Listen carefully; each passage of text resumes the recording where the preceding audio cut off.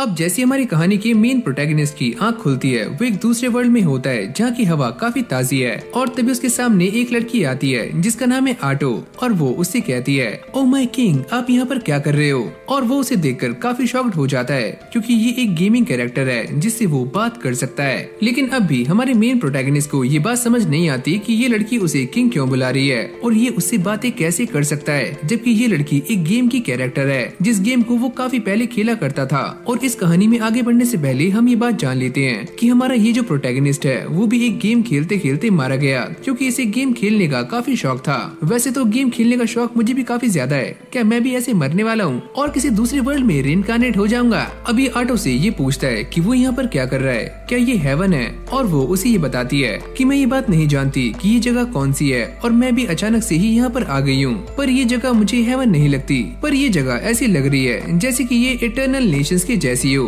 अब आटो उसके पास जाकर उससे कहती है कि आप यहाँ पर आ चुके हो तो चलो हम अपनी जर्नी को दोबारा से स्टार्ट करते हैं। टाकुटो, जो कि हमारे प्रोटैगनिस्ट का नाम है, वो ये कहता है कि चलो दोबारा से अपनी जर्नी को शुरू करते हैं। और ये सुनते ही आटो काफी खुश हो जाती है, जिसके बाद टाकुटो यहाँ पर एक बग को समन करता है जो कि दिखने में काफी अजीब लग रहा होता है। टाकुटो उससे कहता है कि तुम यहाँ से जाओ और आसपास के सारी एरिया पर नजर रखो, और वो यहाँ से चुपचाप चला जाता है। टाकुटो इस बग की आंखों से सारा कुछ देख रहा होता है, यानी कि जो भी ये बग देखता है वो सारा कुछ टाकुटो भी देख सकता है। लेकिन वो इस बात से काफी ज्यादा हैरान है कि अभी तक कोई भी एनिमल उनके सामने नहीं आया जो कि उनके खाने का इंतजाम कर सके। पर तभी वो ये नोटिस करता है कि उसके सामने काफी सारे डार्क एल्व्स हैं और वो ये देखकर थोड़ा सा हैरान हो जाता है। आटो उसे बताती है कि अगर उनके सामने डार्क एल्व्स हैं तो पक्का ये फैंटेसी वर्ल्ड है। डार्क एल्फ वैसे तो न्यूट्रल होते हैं लेकिन वो थोड़ी सी इविल भी होते हैं। अगर यहाँ पर कोई और भी सिविलाइजेशन है तो पक्का हमें यहाँ से भागना होगा वरना छुपकर रहना होगा, क्योंकि मैं वॉर को अवॉइड करना चाहता हूँ। आटो भी उसे समझाने का काफी ट्राई कर रही होती है और तभी वो ये कहता है कि इससे पहले हम यहाँ से जाएं, मैं उन सभी डार्क एल्व्स को ऑब्जर्व करना चाहता हूँ और अगर पक्का यहाँ पर कोई और सिविलाइजेशन है तो हम दोनों यहाँ से भाग जाएंगे, क्योंकि वैसे भी हम पीस और हार्मनी को काफी सपोर्ट करते हैं। और तभी अचानक से उनके सामने काफी सारे डार्क एल्फ आ जाते हैं। अब अगली सीन में हम ये देखते हैं कि ये सारे के सारे एल्व्स इस जंगल को छोड़कर यहाँ से जा रहे होते हैं और साथ में इन सभी का मास्टर, जिसका नाम है गिया, वो ये बताता है कि उन सभी ने अपना गांव छोड़ दिया है। साथ में वो ये कहता है कि इस जंगल में खाने के लिए सामान काफी कम है तो उनका यहाँ पर सरवाइव करना काफी मुश्किल हो रहा है और साथ में उनके बच्चे भी सरवाइव नहीं कर पा रहे हैं। अब ये सारे ऐसे ही बातें करते करते टाकुटो के सामने आ जाते हैं और जैसे ही गिया अपने सामने टाकुटो को नोटिस करता है तो वो उसे देखकर काफी हैरान हो जाता है और उसे टाकुटो एक काफी खतरनाक इविल बीइंग लग रहा होता है और वो उसके सामने झुक जाता है और उससे ये कहता है कि मैं माजराम क्लैन का एक डार्क एल्फ हूँ और मेरा नाम है गिया। और वो इनसे माफी मांग रहा होता है कि वो इनके इलाके में आ गया।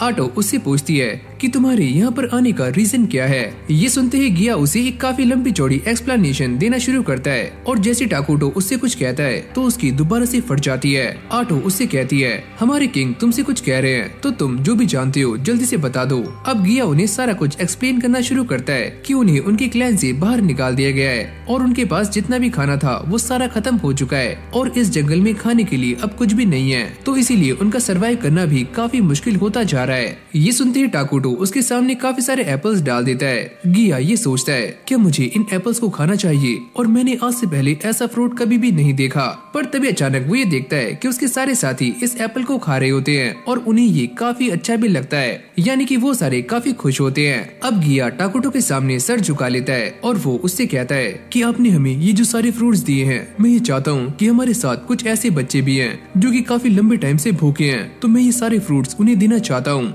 ये सुनते ही टाकुटो का दिल पिघल जाता है और वो इसे काफी सारे फ्रूट्स और सब्जियां दे देता है, जिसको देकर गिया और उसके साथी काफी खुश हो जाते हैं। जिसके बाद वो इन सभी चीजों को लेकर अपने बाकी के साथियों के पास जाता है और उन्हें ये सारा खाना खिला देता है, जिससे वो दोबारा से हेल्दी हो जाते हैं। अब एक डार्क एल्फ गिया के पास आकर उससे ये पूछता है कि तुम्हें ये सारे फ्रूट्स कहाँ से मिले? अरे बस यहीं पर पड़े हुए। अब रात में हमें इन सभी के एल्डर को दिखाया जाता है जिनका नाम है मोल्टार, और वो यहाँ पर आकर ये कहते हैं कि मैंने काफी लंबी जिंदगी जी है लेकिन मैंने आज से पहले ऐसे फ्रूट कभी भी नहीं देखे, तुम ये कहाँ से लेकर आए हो? गिया उन्हें बताता है कि आज मैं जंगल में एक काफी खतरनाक बीइंग से मिला जिसकी पावर्स काफी इंसेन थी। एक सेकंड, क्या तुम किंग ऑफ रूइन के बारे में बातें कर रहे हो? पुरानी किताबों में ये लिखा हुआ है कि जब पूरा समाज फल फूल रहा होगा तो किंग ऑफ रूइन अपीयर होगा जो कि सारी चीजों को बर्बाद कर देगा। मोल्टार उससे कहते हैं कि मैं इन सभी बातों को काफी अच्छे से नहीं जानता, पर मैं इतना जानता हूँ कि ऐसा बस किताबों में लिखा है। लेकिन क्या उस इंसान ने अपना नाम किंग ऑफ रूइन बताया था? गिया उनसे कहता है कि उसने ऐसा कुछ भी नहीं किया, पर वो काफी डरावना था और मुझे ऐसा लगता है कि ये नाम उसके ऊपर काफी सूट करता है। मोल्टार उससे कहते हैं कि मैंने खाना खा लिया है और मेरा माना भी थोड़ा सा रिकवर हो चुका है, तो अब मैं ये बता सकता हूँ कि ये जंगल बिल्कुल भी नॉर्मल जंगल नहीं है। और तुम मुझे ये बताओ कि उस इंसान ने तुमसे कुछ मांगा जब उसने तुम्हें फ्रूट्स दिए? नहीं, मुझे कुछ ऐसा याद नहीं है। मैंने बस उसे अपनी सिचुएशन बताई थी और उसे हमारे ऊपर तरस आ गया। मोल्टार ये सोचते हैं कि कोई भी इविल बीइंग ऐसे तरस कैसे कर सकता है। ये सारी बातें बताते हुए गिया उस बंदे को रिस्पेक्ट शो कर रहा होता है। ये सुनते ही मोल्टार को काफी गुस्सा आ जाता है कि तुम उसे रिस्पेक्ट शो क्यों कर रहे हो? जब हम दिक्कतों में थे तो उसने हमारे ऊपर ग्रेस की, यानी उसने हमारी हेल्प की, तो इसलिए मैं उसके प्रति रिस्पेक्ट को शो कर रहा हूँ और इसमें कोई भी दिक्कत वाली बात नहीं है। मैं तुम्हारी सारी बातें सुन रहा हूँ और मैं डार्क एल्फ का लीडर हूँ, तो अब उस किंग से मैं बात करूंगा। इस तरफ आटो टाकुटो के ऊपर काफी गुस्सा कर रही होती है क्योंकि उसने अपना माना डार्क एल्फ के ऊपर खर्च कर दिया है। टाकुटो उससे कहता है मुझे उन सभी के ऊपर दया आ गई तो मैं क्या करता। वो ये कहती है कि हमारी जनरेशन अभी ही शुरू हुई है और हम इस बात को नहीं जानते कि हमारे आसपास कौन कौन है, तो हमें अपनी माना को काफी सोच समझकर खर्च करना होगा। अच्छा ठीक है, तुम जो भी कहती हो मैं तुम्हारी बातें मानने के लिए तैयार हूँ। और वो उससे ये कहता है कि मुझे तुम्हारी काफी जरूरत है। ये सुनते ही आटो काफी खुश हो जाती है। टाकुटो उसे ये बताता है कि मैं दोबारा से उन डार्क एल्फ से बातें करना चाहता हूँ, लेकिन मैं उनसे सही से बात नहीं कर पाया। जब मैं तुम्हारे साथ बातें करता हूँ तो मेरे वर्ड्स काफी आसानी से बाहर निकलते हैं, पर दूसरों के सामने ऐसा नहीं होता। मैं काफी ज्यादा फंबल करता हूँ, पर मुझे तो ऐसा लगा था कि आप नाटक कर रहे हो। अरे नहीं, ऐसा कुछ भी नहीं है, मैं बस थोड़ा सा ऑकवर्ड हूँ। जब ये दोनों ऐसी बातें कर रहे होते हैं तो हम ये देखते हैं कि वही गंदा सा बग इन दोनों की बातें सुन रहा होता है, जिसके बाद ये दोनों टाकुटो से बात करने के लिए यहाँ से चले जाते हैं। इस तरफ ये बग टाकुटो को सारी कहानी सुना देता है कि डार्क एल्फ के मास्टर यहाँ पर आ रहे हैं और टाकुटो ये सोचता है कि अगर इस जगह पर दो कल्चर एक साथ रहेंगे तो उनके बीच में कॉन्फ्लिक्ट भी हो सकता है। अगली सीन में मोल्टार और टाकुटो एक दूसरे के आमने सामने होते हैं और मोल्टार उसके सामने झुक जाते हैं और उसे काफी नम्र स्वभाव में अपना इंट्रोडक्शन दे रहे होते हैं और वो ये कहते हैं कि मेरा नाम है मोल्टार और मैं डार्क एल्फ का लीडर हूँ। आटो भी टाकुटो का इंट्रोडक्शन देती है और वो ये बताती है कि इनका नाम है इरा टाकुटो और ये एपोकलिप्स के लॉर्ड हैं और साथ में रूलर ऑफ रूइन भी। जिसके बाद आटो उनसे कहती है कि वो यहाँ पर रखे हुए बाकी के फ्रूट्स लेकर भी यहाँ से चले जाएं, पर हम इसके बदले में आपको क्या दे सकते हैं। आटो उससे कहती है कि तुम्हारे पास ऐसा कुछ भी नहीं है जो कि तुम हमारे किंग को दे पाओ जिससे वो खुश हो जाएं। ये सुनते ही मोल्टार थोड़ा सा डिमोटिवेट हो जाता है। आटो उससे पूछती है क्या तुम कोई प्लान बना रहे हो? अरे नहीं, ऐसा कुछ भी नहीं है। टाकुटो को भी ऐसा लगता है कि सारी सिचुएशन काफी वर्स्ट होती जा रही है, तो वो आटो से कहता है कि मैं इन सभी से कुछ ऐसा लेना चाहता हूँ जिससे हम दोनों के बीच में म्यूचुअल अंडरस्टैंडिंग बन जाए और ये भी काफी खुश हों। लेकिन आटो को ये बात समझ नहीं आती कि वो इनसे क्या मांगे। जिसके बाद वो ये कहती है कि तुम हमें बाहर की दुनिया के बारे में बताओगे, क्या तुम्हें ये मंजूर है? और वो ये कहता है कि हाँ, हमें ये मंजूर है। मोल्टार आटो से पूछता है कि हम इस जंगल में रह सकते हैं, पर वो इसे साफ मना कर देती है। अगर तुम अपनी जान की सलामती चाहते हो और साथ में अपने साथियों की भी, तो तुम्हें इस जंगल को छोड़कर यहाँ से जाना होगा। गिया कुछ बोलने वाला होता है, पर मोल्टार उसे चुप करा देते हैं। जैसा किंग चाहते हैं वैसा ही होगा। अब ये सारी बातें होने के बाद टाकुटो को काफी बुरा लग रहा होता है और उसे ऐसा लगता है कि सच में ये सही हो रहा है, क्या उसने सही किया। जिसके बाद वो ये सारी बातें आटो से डिस्कस करता है और आटो उन दोनों से कहती है कि मेरे मालिक यहाँ पर एक सिविलाइजेशन बसाना चाहते हैं और वो ये चाहते हैं कि तुम इसके सदस्य बन जाओ। अगर तुम ऐसा करते हो तो हमारे मालिक तुम्हें प्रोटेक्ट करेंगे, लेकिन अगर हम तुम्हारी नेशन के सिटीजन्स बनेंगे तो इससे हमारा क्या फायदा होगा। वैसे मैं ये कहना तो नहीं चाहती, लेकिन तुम सारे इविल बीइंग्स बन जाओगे। अब फैसला तुम्हारे हाथों में है। सुबह होते ही टाकुटो डार्क एल्फ के कैंप में आ जाता है और सारे लोग झुककर उसका स्वागत कर रहे होते हैं, यानी कि इन लोगों ने उसकी नेशन में सिटीजन्स बनने का फैसला एक्सेप्ट कर लिया है। जैसे टाकुटो एक डार्क एल्फ के पास से गुजरता है तो वो अचानक से बेहोश हो जाता है, जिसके बाद जाकर वो अपनी थ्रोन पर बैठ जाता है और आटो उन सभी से कहती है कि हम तुम सभी को अपनी न्यू नेशन माइनोग्रह में एक्सेप्ट करते हैं। पर गिया को अपनी बॉडी में कुछ भी चेंजेस महसूस नहीं हो रहे होते। उसे ऐसा लगता है कि आटो ने उनसे कहा था कि वो सारे इविल में कन्वर्ट हो जाएंगे, पर उसे ऐसा कुछ भी नहीं होता। लेकिन तभी अचानक हम ये देखते हैं कि उन सभी डार्क एल्फ की हेट्रेड काफी बढ़ जाती है और उन सभी को काफी गुस्सा आना शुरू हो जाता है, यानी कि वो सभी धीरे धीरे अपना आपा खो रहे होते हैं। टाकुटो उनसे पूछता है कि तुम सारे सही हो।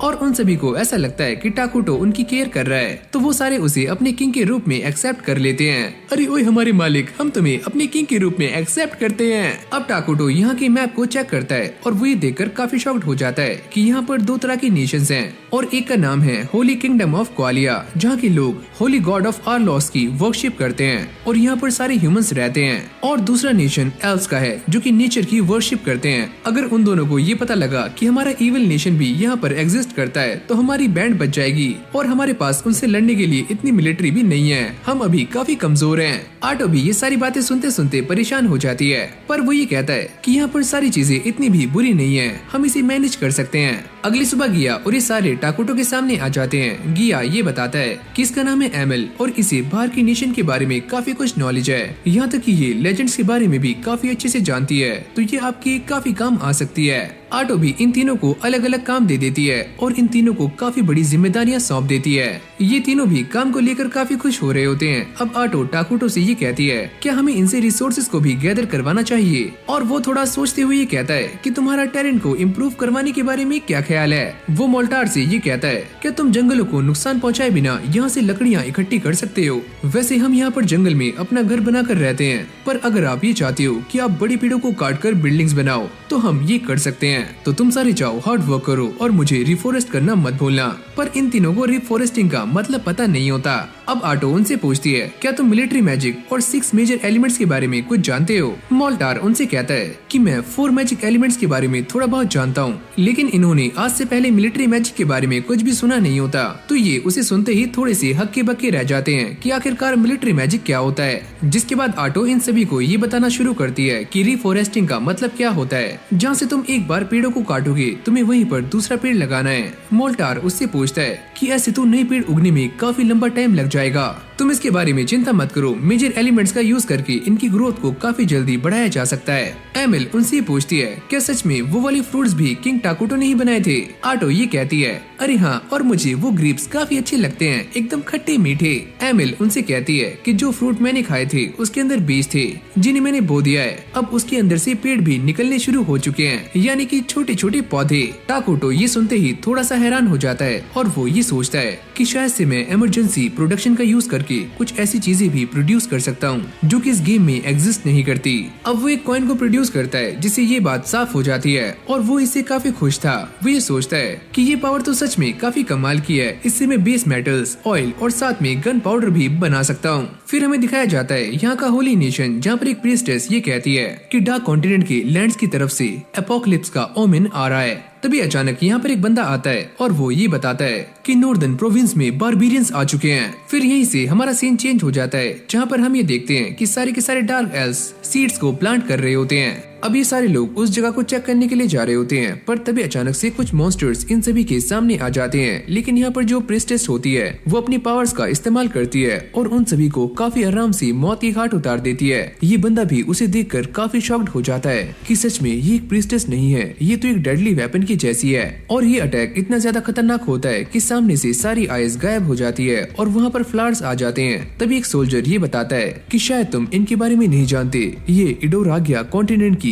7 ग्रेट सर्वाइवर सेंट्स में से एक है। जिसके बाद वो ये पूछती हैं कि एपोकलिप्स के ओमन वाले मैटर का क्या हुआ। ये बंदा कहता है कि मैं जितने बंदों को कमांड दे सकता था मैंने उन सभी को वहाँ पर भेज दिया है, पर हमें उस मैटर में नहीं पड़ना चाहिए। वो ये कहती हैं अगर तुमसे ये बात समझ नहीं रही है तो मैं वहाँ पर खुद जाऊंगी। इस तरफ इन सारे के सारे डार्क एल्व्स ने टाकुटो के लिए एक थ्रोन बना दिया होता है और साथ में एक काउंसिल भी, जो कि टाकुटो को काफी अच्छी लगती है। इन लोगों ने उसके लिए कुछ कपड़े भी डिजाइन किए होते हैं और जैसे टाकुटो इनको पहनता है तो ये कपड़े उसे काफी अच्छे लगते हैं और वो इन्हें पहनकर काफी खुश हो जाता है। आटो उससे कुछ कहने का ट्राई करती है पर टाकुटो अपने ही ख्यालों में बिजी होता है। मोल्टार ये कहता है कि अब हमें कौन सी बिल्डिंग को बिल्ड करना है। गिया ये बताता है कि वो पहले ही काफी सारा काम खत्म कर चुके हैं। जिसके बाद ये सारे बैठकर लेटेस्ट टेक्नोलॉजी एक्वायर करने के बारे में सोच रहे होते हैं। मोल्टार ये कहता है कि पहले हमें किस पर काम करना चाहिए। आटो काफी खुश होकर ये कहती है, और क्या मैजिक टेक्नोलॉजी। ये सुनते ही मोल्टार भी काफी खुश हो जाता है। अब आटो उन्हें मिलिट्री मैजिक के बारे में बताना शुरू करती है कि जैसे हम एक नॉर्मल मैजिक का इस्तेमाल करके बस कुछ ही लोगों पर अटैक कर सकते हैं, पर मिलिट्री मैजिक ऐसा नहीं है। इससे तुम काफी बड़े एरिया पर अटैक कर सकते हो, वो भी एक साथ। आटो उनसे कहती है कि मिलिट्री मैजिक पर रिसर्च करने के लिए हमें कुछ ऐसे लोग चाहिए जो कि मैजिक को लेकर काफी इंटरेस्ट शो करते हो। मोल्टार इससे काफी खुश हो जाता है। अरे हाँ, मैं इसके लिए तैयार हूँ। गिया उन सभी से कहता है कि उन्हें एक आर्मी भी बिल्ड करनी चाहिए ताकि वो अपने किंग को बचा सके।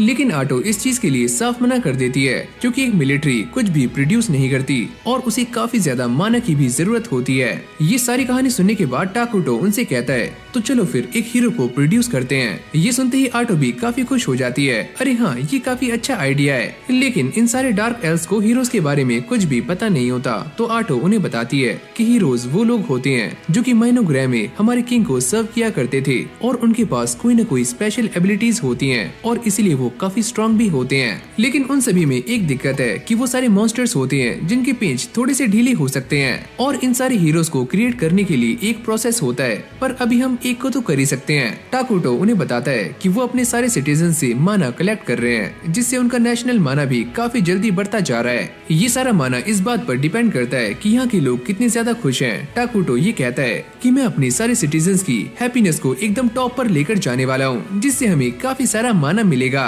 यहीं से हमारा सीन चेंज हो जाता है, जहाँ पर हम दो पैलेडिन्स को देखते हैं, जिनमें से एक प्रे कर रहा होता है जिसका नाम है लूनियस, और तभी दूसरा यहाँ पर आता है और वो उससे पूछता है कि तुम यहाँ पर क्या कर रहे हो, चलो हमें चलना है। ये दोनों ऐसे ही बातें करते हुए जा रहे होते हैं, जिससे एक चीज तो क्लियर हो जाती है कि सेंट स्वालिना के कहने पर ये सारे बॉर्डर की तरफ जा रहे हैं, जहाँ पर एक जगह है जिसे इन्हें इन्वेस्टिगेट करना है। लूनियस भी जाते हुए सोचता है, जब हायर्स कुछ काम कर रहे हो तो ये पता करना काफी मुश्किल हो जाता है कि उनके दिमागों में क्या चल रहा है। इस तरफ टाकुटो इन्वेस्टिगेशन कर रहा होता है और वो डार्क एल्व्स के घर को देखकर काफी खुश हो जाता है, क्योंकि इनका स्ट्रक्चर काफी अच्छा है और काफी मजबूत भी। एमिल उन्हें सारा कुछ एक्सप्लेन कर रही होती है कि उन्होंने अभी तक कौन कौन से काम खत्म कर दिए हैं और वो जल्दी ही फूड स्टोर हाउस भी कंप्लीट करने वाले हैं। पास ही में उन्हें एक स्प्रिंग भी मिल चुका है और उन्होंने एक ऐसी बिल्डिंग भी बना ली है जहाँ पर सारे के सारे पेपर वर्क्स हो सकते हैं। टाकुटो ये सारा कुछ देखकर काफी इम्प्रेस हो जाता है और वो ये सोचता है कि ये सारे लोग सच में काफी एडवांस हैं और इन्होंने वो सारी चीजें भी काफी अच्छे से हैंडल कर ली हैं जो कि मैंने इन्हें बताई नहीं थी। ये बात काफी इनक्रेडिबल है कि मैंने तुम सभी को अपना सिटीजन बनाया। ये सुनते ही एमिल काफी खुश हो जाती है। अरे शुक्रिया मालिक। अब एमिल उन दोनों को लेकर वाटर सोर्स की तरफ जाती है, पर टाकुटो के डार्क ऑरा की वजह से ये सारा पानी खराब हो जाता है और साथ में आसपास का सारा एरिया भी। मोल्टार और गिया भी यहाँ पर आ गए थे। वो ये देखते हैं कि इस पानी का कलर चेंज हो चुका है, लेकिन आटो इस पानी को पी लेती है और वो ये बताती है कि ये पानी एकदम सेफ है और इसे कर्स टेरिन कहा जाता है, जिससे ये बात साफ हो जाती है कि ये जगह माइनो ग्रह का डोमेन बन चुका है। चलो एक काम करो, तुम सारे डीप ब्रीदिंग करो, और जैसे सारे डीप ब्रेथ करते हैं तो उनकी स्ट्रेंथ पहले से काफी गुना बढ़ जाती है, दिमाग शार्प हो जाता है और साथ में वो तरोताजा महसूस करते हैं। आटो उन्हें बताती है कि ये कर्स टेरिन है जो कि इविल बींग्स को काफी कुछ देता है, जैसे कि अभी तुम्हें मिला। गिया भी इस पानी को पीकर देखता है तो वो इसे काफी आराम से पी पा रहा होता है। टाकुटो ये बताता है कि कर्स टेरिन तुम सभी के लिए काफी अच्छा है और ये तुम्हारे लिए काफी कंपैटिबल भी है, और वो ये कहता है कि जल्दी ही ये सारा इलाका ऐसा ही होने वाला है। मोल्टार ये कहता है कि इतने छोटे इलाके पर नजर रखना काफी आसान है, लेकिन अगर ये काफी बड़ा हो जाता है तो हमारे एनिमीज हमारे ऊपर कभी भी अटैक कर सकते हैं और हम उनकी नजरों में आ सकते हैं। गिया भी ये कहता है कि मैंने आप सभी से पहले ही कहा था कि चलो मिलिट्री को बनाते हैं, पर आटो उसे कहती है कि तुम्हें टेंशन लेने की कोई भी जरूरत नहीं है, हमारे किंग हीरो को बनाने वाले हैं। पर अब भी हम इस बात को समझ नहीं पाए कि हीरोज क्या होते हैं, और अगले पल हम ये देखते हैं कि आटो अपने पीछे अटैक करती है और पीछे के सारे पेड़ों को काफी आराम से काट देती है। ये देखकर सारे लोग शॉक्ड हो जाते हैं। आटो ये बताती है कि मैं भी एक हीरो हूँ और मैं अपने प्राइम टाइम में इससे 100 गुना ताकतवर होती हूँ, और शायद तुम्हें अब ये बात समझ आ गई होगी कि हीरो कितने स्ट्रॉन्ग होते हैं और वो एक ही बार में पूरी आर्मी को खत्म कर सकते हैं। टाकुटो उन्हें बताता है कि हीरोज काफी स्ट्रॉन्ग होते हैं और वो टाइम के साथ काफी स्ट्रॉन्ग होते जाते हैं। भले ही वो कुछ भी ना करें। तो इसका मतलब ये है कि लेडी आटो टाइम के साथ और भी ज्यादा स्ट्रॉन्ग होती जाएंगी। टाकुटो कहता है कि तुमने एकदम सही समझा। अरे वाह, आप तो काफी कमाल की हो। तो चलो हम आपके लिए एक पैलेस बिल्ड करते हैं। टाकुटो उससे कहता है, अरे यार मुझे पैलेस की कोई भी नीड नहीं है। गिया उससे जिद करता है और आटो भी उसे इसके बेनिफिट्स बता रही होती है। इससे हम अपने सिटीजन्स की हैप्पीनेस को काफी ऊपर लेकर जा सकते हैं। और ये बात सुनते ही टाकुटो मान जाता है और वो ये कहता है, अरे हाँ तुम बना सकते हो, बना लो पैलेस। वैसे मैं ये चाहता हूँ कि मैं एक दिन फ्लोटिंग कासल भी बनाऊं। आटो ये कहती है, पर ये तो तभी पॉसिबल हो सकता है जब सिटी लेवल मैक्स हो। और ये सारी बातें इन डार्क एल्व्स के ऊपर से जा रही होती हैं और उन्हें कुछ भी समझ नहीं आता। बस वो टाकुटो के सामने झुक जाते हैं। इस तरफ इन दोनों पैलेडिन्स ने काफी सारे मॉन्स्टर्स को मौत की घाट उतार दिया होता है। ये तो बस अभी शुरुआत है। जैसे कि हम सारे पहले से ही जानते हैं कि होली किंगडम ऑफ क्वालिया के नॉर्दर्न प्रोविंसेस में बारबेरियंस आ चुके हैं और सेंट स्वालिना उन्हें रोकने के लिए वहाँ पर गई हुई हैं, पर वो उन्हें रोकने में नाकामयाब हो जाती हैं। यहाँ पर ये सारे के सारे पैलेडिन्स और मर्सनरीज वहाँ पर नहीं जाते। एक बंदा ये कहता है कि हम सारे वहाँ पर इसलिए नहीं गए क्योंकि वहाँ पर एक विच है और हमें मरना नहीं है। अभी सारे एक रेस्टोरेंट में आ जाते हैं और लूनियस इस बंदे के सामने बैठा हुआ होता है और वो उससे उसी विच के बारे में पता करता है। ये बंदा ये बताता है कि नॉर्दर्न प्रोविंसेस में जो भी हो रहा है मुझे ऐसा लगता है कि ये उसी विच ने किया हुआ है। ये सारे ऐसे ही बातें कर रहे होते हैं और इनका एक साथी ड्रिंक को ऑर्डर कर देता है क्योंकि वो काफी खुश है। अब वेडल ये बताता है कि वो एक चीज को इन्वेस्टिगेट करने के लिए जंगल में जा रहे हैं और अगर वो चीज डार्क हुई तो ये उसका सामना नहीं करेंगे, वहाँ से भाग जाएंगे। लूनियस ये कहता है, पर हमें ऐसा नहीं करना चाहिए। अगर वो चीज डार्क है तो हमें उसका सामना करना होगा। तुम ग्लोरी के लिए ये सब मत करो, तुम्हारी जान भी जा सकती है। और हाँ, यहाँ पर बैठे हुए सभी लोगों की फैमिलीज हैं और उनके पास न मरने का भी एक रीजन है। यहाँ पर टाकुटो ने सारे के सारे डार्क एल्व्स को इकट्ठा किया होता है और सामने फ्लैश ट्री के काफी सारे फ्रूट्स रखे होते हैं जिससे वो एक चीज को क्रिएट कर देता है। ये सारे उसे देखकर काफी शॉक्ड हो जाते हैं। आटो ये बताती है कि यही हमारे किंग की पावर्स हैं। अब आटो टाकुटो से बातें करने के लिए उसके पास आ जाती है और वो उसे सारा कुछ इन्फॉर्म कर रही होती है। टाकुटो उससे कहता है कि चलो टाइम आ चुका है एक हीरो को समन करने का। वैसे आप किसको समन करने वाले हो? टाकुटो ये कहता है कि मैं ये सोच रहा हूँ कि मैं बग्स की क्वीन इसला को समन करूँ और अगर मैंने उसे समन किया तो यहाँ पर बग्स की पावर पहले के मुकाबले काफी गुना बढ़ जाएगी और हमारे पास काफी सारे लार्वा होंगे जिससे हमारी बग्स यूनिट भी स्ट्रॉन्ग हो सकती है। ये दोनों ऐसे ही गप्पे लड़ा रहे होते हैं और तभी सीन चेंज हो जाता है जहाँ पर हम ये देखते हैं कि इन सारे मर्सनरीज और पैलेडियंस के सामने एक जॉइंट हिल आ जाता है। लूनियस और बाकी सब उससे लड़ने के लिए तैयार हो जाते हैं लेकिन वेडल ये कहता है कि मैं इससे फाइट करूंगा, तुम सारे पीछे हो जाओ। जिसके बाद वो अपनी स्वॉर्ड को बाहर निकालता है और ये हिल जॉइंट भी उसके ऊपर अटैक करता है, पर ये अपनी स्वॉर्ड से उसके वेपन को काट देता है और अगली पल वो इसे काफी आराम से हरा भी देता है। यही से हमारा सीन चेंज हो जाता है जहाँ पर टाकुटो बैठा हुआ बर्गर खा रहा होता है। आटो उससे कहती है कि तुम्हें कुछ हेल्दी खाना चाहिए। वो मैं पहले काफी खा चुका हूँ जब मैं हॉस्पिटल में था, पर तुम भी सैलेड खा रही हो, मुझे तुम्हारी चिंता है। टाकुटो उससे कहता है कि हमारे आसपास एक और जगह है जिसके बारे में हमें बातें करनी चाहिए और वो ये बताता है कि ये वाला पार्ट किंगडम ऑफ क्वालिया का पार्ट नहीं है और यही वो जगह है जिन्हें हमारे बारे में सबसे पहले पता लग सकता है। आटो ये सारी बातें सुनते ही परेशान हो जाती है और वो काफी चिंता में आ जाती है। टाकुटो उससे कहता है कि तुम परेशान मत हो, अभी तक किसी को भी हमारी एग्जिस्टेंस का पता नहीं लगा है। पर अगली पल वो अचानक से काफी शॉक्ड हो जाता है और आटो से ये कहता है कि इस जंगल की तरफ काफी सारे लोग आ रहे हैं जिनके पास वेपन्स हैं। ये सारे के सारे सोल्जर्स जंगल के सामने आ जाते हैं और अगली पल उनके सामने एक लड़की सामने से बाहर आती है। वेडल इन सभी को रुकने के लिए कहता है और वो इससे पूछता है, अरे ओए लड़की, तुम यहाँ पर क्या कर रही हो? वो ये बताती है कि मैं एक डार्क एल्फ हूँ और मैं सरवाइव करने के लिए इस जंगल में भाग कर आई हूँ। वेडल उससे कहता है कि हमारा काम इस फॉरेस्ट के अंदर है, अगर हम इसके अंदर जाएं तो तुम्हें कोई दिक्कत तो नहीं है, पर वो इसे ऐसा करने से साफ मना कर देती है। लूनियस कुछ कहने ही वाला होता है पर वेडल उससे कहता है, तुम चुप हो जाओ, मैं इससे बात कर रहा हूँ। ये बंदा कुछ ज्यादा ही खड़ूस है। वेडल उससे कहता है कि हम यहाँ पर किसी काम से आए हैं तो हम सारे वापस लौट कर नहीं जाएंगे और तुम हमें अंदर जाने से मना क्यों कर रही हो? क्या जंगल में कुछ है? वो ये कहती है कि यहाँ पर कुछ भी नहीं है, हमारे लोग पहले ही डरे हुए हैं, यहाँ बस एक ही चीज है और वो है पीस। पर आप भी अंदर जाने की जिद क्यों कर रहे हो? हम यहाँ पर एक डिवाइन रिविलेशन के लिए आए हैं, हमें ये पता लगा है कि यहाँ पर एक कैलेमिटी रह रही है और हम इसे जाने बिना यहाँ से नहीं जाएंगे। ये सुनते ही सभी लोग शॉक्ड हो जाते हैं। लूनियस उससे कहता है कि ये तो एक सीक्रेट था और तुमने इसके बारे में सभी के सामने रिवील कर दिया। मैंने तुमसे पहले ही कहा है कि चुप हो जाओ, ये सीक्रेट हो या फिर ना हो, कुछ बातें ऐसी होती हैं जो कि करनी पड़ती हैं। लूनियस उससे कहता है कि जब हम यहाँ से वापस जाएंगे तो मैं इसके बारे में हायर अथॉरिटीज को बताऊंगा। तुम्हारे मन में जो भी आता है तुम वो करना। और हाँ सुनो लड़की, इस फॉरेस्ट में कैलेमिटी होने का खतरा है और इसलिए हम अंदर जाना चाहते हैं, पर मैं आपसे कह रही हूँ कि इस लैंड में ऐसा कुछ भी नहीं है जिसके बारे में होली नाइट्स को चिंता करने की जरूरत है। तो मैं आपसे कह रही हूँ कि आप यहाँ से चले जाओ। लूनियस इस बात को नोटिस कर लेता है कि ये लड़की डार्क एल्फ नहीं है, क्योंकि इसके अंदर से डार्क एनर्जीज बाहर निकल रही होती हैं, और वो ये समझ जाता है कि वो बात एकदम सही है। वेडल उससे पूछता है क्या पक्का यहाँ पर कोई भी कैलेमिटी नहीं है, और क्या तुम इसके बारे में गॉड की कसम खा सकती हो? अरे हाँ, मैं तुमसे कह रही हूँ कि यहाँ पर कोई भी कैलेमिटी नहीं है और मैं इसके बारे में अपने गॉड की कसम खा सकती हूँ। अभी सारे वापस जाने के लिए मान जाते हैं। लूनियस उससे पूछता है कि आपने ऐसा क्यों किया? क्योंकि वो लोग पीस में रहना चाहते हैं, तो इसका मतलब हमें इनसे कोई भी दिक्कत नहीं है। लेकिन मैं इसके अंदर से इविल एनर्जी को सेंस कर पा रहा हूँ, और ऐसा भी तो हो सकता है कि ये हमें धोखा दे रही हो।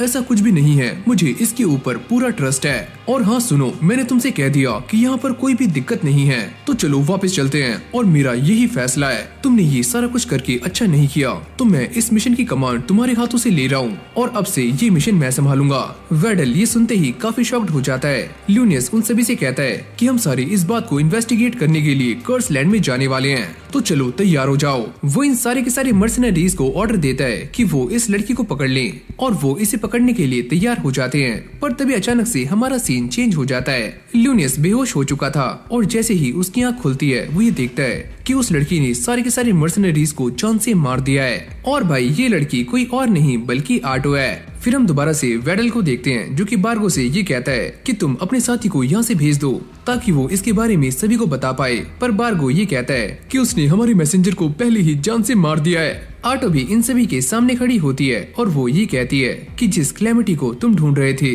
वो अब तुम्हारे सामने है। ये सुनते ही उन सभी की फट जाती है, पर वेडल उनसे कहता है कि तुम सारे डरो मत, इससे लड़ने के लिए तैयार हो जाओ। अगली पल ये सारे के सारे मर्सनरीज आटो के ऊपर एरो से अटैक करते हैं, पर आटो अपने टेंटिकल से इससे काफी आराम से बच जाती है, जिसको देखकर इन सभी की काफी ज्यादा फट जाती है। वेडल घबराते हुए ये कहता है कि सारा कुछ एकदम सही चल रहा था। आटो ये बोलती है कि तुमने एकदम सही कहा, पर ये सारी कुछ इस बंदे की गलती है जिसने बीच में टांग अड़ाई। अब लूनियस घबराते हुए वेडल से ये पूछता है कि आखिरकार विच क्या होती है, और वेडल उसे सारा कुछ एक्सप्लेन करना शुरू करता है कि आखिरकार विच किसको कहा जाता है। जिसके बाद ये दोनों भागते हुए आटो की तरफ जाते हैं और अपनी होली स्वॉर्ड टेक्निक से उसके ऊपर अटैक करते हैं, पर आटो अपने टेंटिकल से उससे काफी आराम से बच जाती है। तुम दोनों तो काफी कमजोर हो, पर वेडल ने उसके 2 टेंटिकल्स काट दिए होते हैं। आटो ये देखकर काफी हैरान हो जाती है, तुम ये क्या कर रहे हो? अभी दोनों एक एक करके आटो के सारे टेंटिकल्स को काटना शुरू कर देते हैं, और अब उसके पास बस 2 ही टेंटिकल्स बचते हैं, जिसके बाद वो कुछ इंसानों को हॉस्टेज बना लेती है।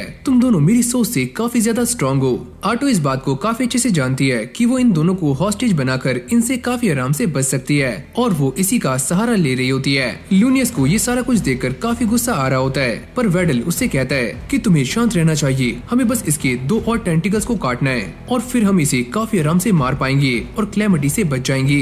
पर तभी अचानक हम ये देखते हैं कि ये दोनों आटो पर अटैक कर देते हैं, और इन दोनों हॉस्टेज के साथ आटो के इन दोनों टेंटिकल्स को भी काट देते हैं। आटो इससे काफी ज्यादा डर जाती है, पर वो डरने का नाटक कर रही होती है, और अगली पल हम ये देखते हैं कि वो वेडल को भी जान से मार देती है। लूनियस की ये सारा कुछ देखकर फट रही होती है, हमने तो इसके सारे टेंटिकल्स को काट दिया था। आटो उससे कहती है तुम्हें क्या लगता है कि मेरे पास बस यही 6 टेंटिकल्स थे, मैं इन्हें जितना चाहे उतना बना सकती हूँ। लूनियस काफी गुस्से में आकर सारे के सारे सोल्जर से ये कहता है कि तुम सारे यहाँ से अलग अलग डायरेक्शंस में भाग जाओ, ताकि कोई हमारे होमलैंड में जाकर इस बात को इन्फॉर्म कर सके।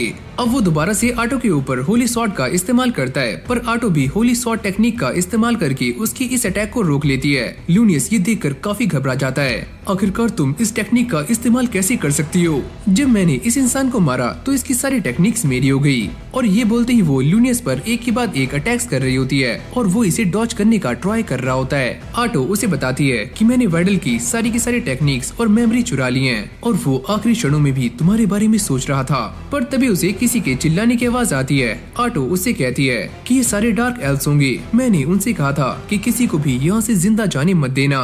और इससे लूनियस को काफी गुस्सा आ जाता है और जैसे वो आटो पर अटैक करता है तो यहीं से हमारा सीन चेंज हो जाता है, जहाँ पर हम ये देखते हैं कि आटो ने लूनियस को अपने टेंटिकल्स में पकड़ा हुआ है। आटो उसे काफी ज्यादा टॉर्चर कर रही होती है। अगर तुमने उस इंसान की बात मान ली होती तो आज तुम जिंदा होते और अपनी फैमिली के साथ होते, पर अब मैं तुम्हें मार दूंगी और साथ में तुम्हारी फैमिली को भी काफी बुरी तरह से मारने वाली हूँ। और इसके बाद मैं तुम्हारे गांव में जाऊंगी जहाँ से तुम यहाँ पर आए थे और मैं उन सभी को भी जान से मार दूंगी। और जब वो मुझसे पूछेंगे कि मैं ऐसा क्यों कर रही हूँ तो मैं तुम्हारा नाम लूंगी कि ये सारा कुछ तुम्हारी बेवकूफी की वजह से हो रहा है। लेकिन तभी अचानक से आटो का दिमाग चेंज हो जाता है और वो ये कहती है, पर तुम सच में काफी अच्छे इंसान हो, तुम गॉड में बिलीव रखते हो और तुम अपने नेशन के लिए भी काफी ईमानदार हो। लेकिन मुझे ऐसे ही लोगों से नफरत है जो कि अपने आप को ही सारा कुछ समझते हैं। फेयरवेल। और वो उसे जान से मार देती है। गिया और बाकी सब भी यहाँ पर आ जाते हैं। गिया आटो से ये कहता है, क्या तुमने उसे जो कुछ भी कहा क्या तुम वो करने वाली हो? आटो उससे कहती है, अरे ऐसा कुछ भी नहीं है, मैं तो बस मजाक कर रही थी, भला मैं ऐसा क्यों करूँगी?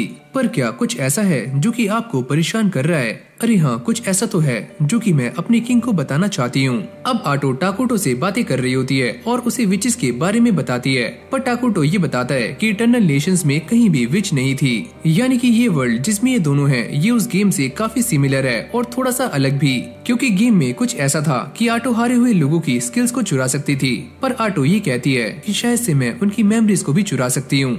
जिसके बाद वो ये कहती है कि उसे वहाँ पर जाए बिना ही क्वालिया के बारे में सारा कुछ पता लग चुका है और वो ये कहती है कि वहाँ पर जो डिजास्टर्स आए हुए हैं उसकी वजह से उनके पास कोई भी फोर्स नहीं है, यानी कि फोर्स काफी कम हो चुकी है और वैसे भी अब उनके पास हमारे बारे में कोई भी इंफॉर्मेशन नहीं है तो वो कुछ भी नहीं कर सकते। पर टाकुटो ये कहता है कि मैं उस विच वाली बात को लेकर थोड़ा सा पैनिक हूँ। आटो ये बताती है कि क्वालिया के लोग भी उसके बारे में ज्यादा कुछ नहीं जानते, उन्हें बस इतना ही पता है कि उसने नॉर्दर्न प्रोविंसेस में काफी तबाही मचाई हुई है। और हाँ, एक बात और, वो सारे लोग उसे इराकिनो द स्लर्पिंग विच बुलाते हैं। अब फाइनली हमें उस विच को दिखाया जाता है जो कि सभी जगहों पर तबाही मचा रही होती है और खास करके वो मरे हुए लोगों को भी कंट्रोल कर रही होती है। टाकुटो अब भी आटो से बातें कर रहा होता है और वो ये कहता है कि नॉर्दर्न प्रोविंस में जो कुछ भी हो रहा है वो अभी ही होना शुरू हुआ है, तो ऐसा भी हो सकता है कि वो विच हमारी तरह ही इस वर्ल्ड में आई हो। आटो उससे कहती है कि उसके एक्शन से ऐसा लगता है कि वो भी एक इविल बीइंग है, क्या हमें उससे बात करनी चाहिए? पर टाकुटो इस चीज के लिए मना कर देता है। अब ये सारा माजरा देखते हुए टाकुटो ये कहता है कि पहले मैं ये सोच रहा था कि मुझे इसला को समन करना चाहिए, लेकिन अब मैं ये सोच रहा हूँ कि मुझे एक ऐसे हीरो को यहाँ पर बुलाना होगा जिसकी कॉम्बैट पावर काफी ज्यादा हो। साथ ही में वो ये कहता है कि मैं ये सोच रहा हूँ कि मैं अपनी पॉलिसीज में भी थोड़ा सा चेंज करूँ, क्योंकि हम इस बात को जानते हैं कि हमारे सामने एक क्लियर एनिमी है जो कि है क्वालिया और साथ में वो विच भी, और जहाँ तक मैं ये जानता हूँ कि हमारे साथ भी एक नेशन होना चाहिए। आटो उससे कहती है, क्या आप इस बात को नहीं जानते कि हम इविल हैं, तो कोई हमारा साथ क्यों देगा? अरे हाँ, तुम्हारी बात में पॉइंट तो है, पर अगर इसमें उनका भी फायदा हो तो वो हमारा साथ दे सकते हैं। वैसे भी जब मेरा पैलेस कंप्लीट हो जाएगा तो मैं कुछ लोगों को उस न्यूट्रल नेशन में इन्वेस्टिगेशन करने के लिए भेजने वाला हूँ और साथ में अपनी फोर्सेस की संख्या को भी बढ़ाऊंगा। यहीं से हमारी कहानी चेंज हो जाती है, जहाँ पर हमें क्वालिया की स्टाफ होल्डर दिखाई जाती है जो कि काफी सारे बारबेरियंस को काफी आराम से मौत की घाट उतार देती है। पर जैसे ही ये सारे लोग यहाँ से जाने वाले होते हैं तभी अचानक हम ये देखते हैं कि सामने से वही मरे हुए लोग आ रहे होते हैं जिन्हें वो विच कंट्रोल कर रही है। इस तरफ आटो भी काफी सैड होती है और वो ये कहती है कि मुझे ऐसा लगता है कि मैंने उन पैलाडिन्स के साथ काफी बुरा कर दिया है। पर टाकुटो उससे कहता है कि मुझे इस बात से कोई भी फर्क नहीं पड़ता कि तुमने उनके साथ क्या किया है, और वैसे भी मैं तुम्हारे ऊपर काफी ज्यादा रिलाई करता हूँ, तो तुम चिल हो जाओ। वो ये सुनते ही काफी खुश हो जाती है। मैं आपको पूरे दिल से सपोर्ट करने वाली हूँ और आप चाहो तो मुझे कोई भी ऑर्डर दे सकते हो। जिसके बाद हम ये देखते हैं कि टाकुटो का पैलेस भी कंप्लीट हो चुका है, पर आटो इस बात से काफी परेशान होती है कि उसका ख्याल रखने के लिए यहाँ पर कोई भी अटेंडेंट नहीं है। टाकुटो उससे कहता है कि मुझे कोई ऐसा चाहिए जिससे मैं आसानी से बात कर पाऊँ, क्योंकि मैं डार्क एल्व्स के साथ सही से बात नहीं कर पाता।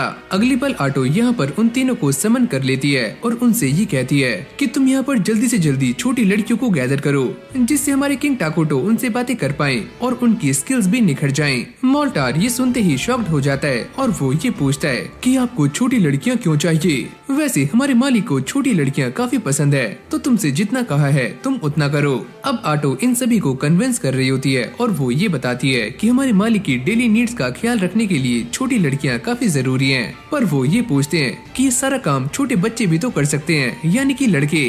टाकुटो उनसे कहता है कि मैं ये सारा कुछ इसलिए कर रहा हूँ ताकि यहाँ पर विमेंस के लिए भी अपॉर्चुनिटीज काफी बढ़ जाएं। ये सुनते ही वो सारे लोग समझ जाते हैं कि टाकुटो आखिरकार करना क्या चाहता है। मोल्टार्ड छोटी बच्ची को लेकर यहाँ पर आ जाता है, पर वो सारी टाकुटो को देखकर काफी डर जाती हैं और जोर जोर से चिल्ला रही होती हैं, अयो अम्मा हमें जाने दो। और टाकुटो ये देखकर काफी सैड हो जाता है। गिया मोल्टार्ड से ये पूछता है कि आप उन दोनों को लेकर भी यहाँ पर आए हो, और वो ये कहता है कि उन दोनों को यहाँ पर लाना काफी रिस्की है। आटो उनसे पूछती है कि वो दोनों किस बारे में बातें कर रहे हैं। मोल्टार्ड उसे बताता है कि हमारे यहाँ पर एक ट्विंस का पेयर है, वो दोनों काफी सेंसिबल हैं, पर मुझे ऐसा नहीं लगता कि वो हमारे मालिक के अटेंडेंट्स बन सकते हैं। आटो उससे कहती है कि इसका फैसला हम करने वाले हैं, तुम जल्दी से लेकर उन दोनों को यहाँ पर आओ। और गिया ये कहता है कि मैं पहले से ही उन्हें यहाँ पर लेकर आ गया हूँ। अब ये दोनों ही लड़कियाँ यहाँ पर आ जाती हैं। एक का नाम है कारिया और उसकी बड़ी बहन भी होती है जिसका नाम है मारिया। जिसके बाद ये दोनों ही अपने बारे में बताना शुरू करती हैं। कारिया ये कहती है कि मेरे फेस पर ये निशान है जो कि मुझे एक डिजीज से मिला था, और वो डिजीज एक प्लेग थी, लेकिन अब मैं एकदम सही हूँ, बस ये निशान ही बाकी है। और मारिया ये बताती है कि मेरे साथ तो काफी अजीब हुआ था, मैंने अपनी मॉम को ही खा लिया। ये सुनते ही वो सारे लोग काफी हैरान हो जाते हैं कि ये लड़की क्या बकवास कर रही है। अब मारिया टाकुटो के पास आती है और उससे ये कहती है कि तुम तो काफी वाइट हो, ये तुम क्या बातें कर रही हो और तुम ये कैसे जानती हो? वैसे क्या तुम मेरा ध्यान रखने के लिए रेडी हो?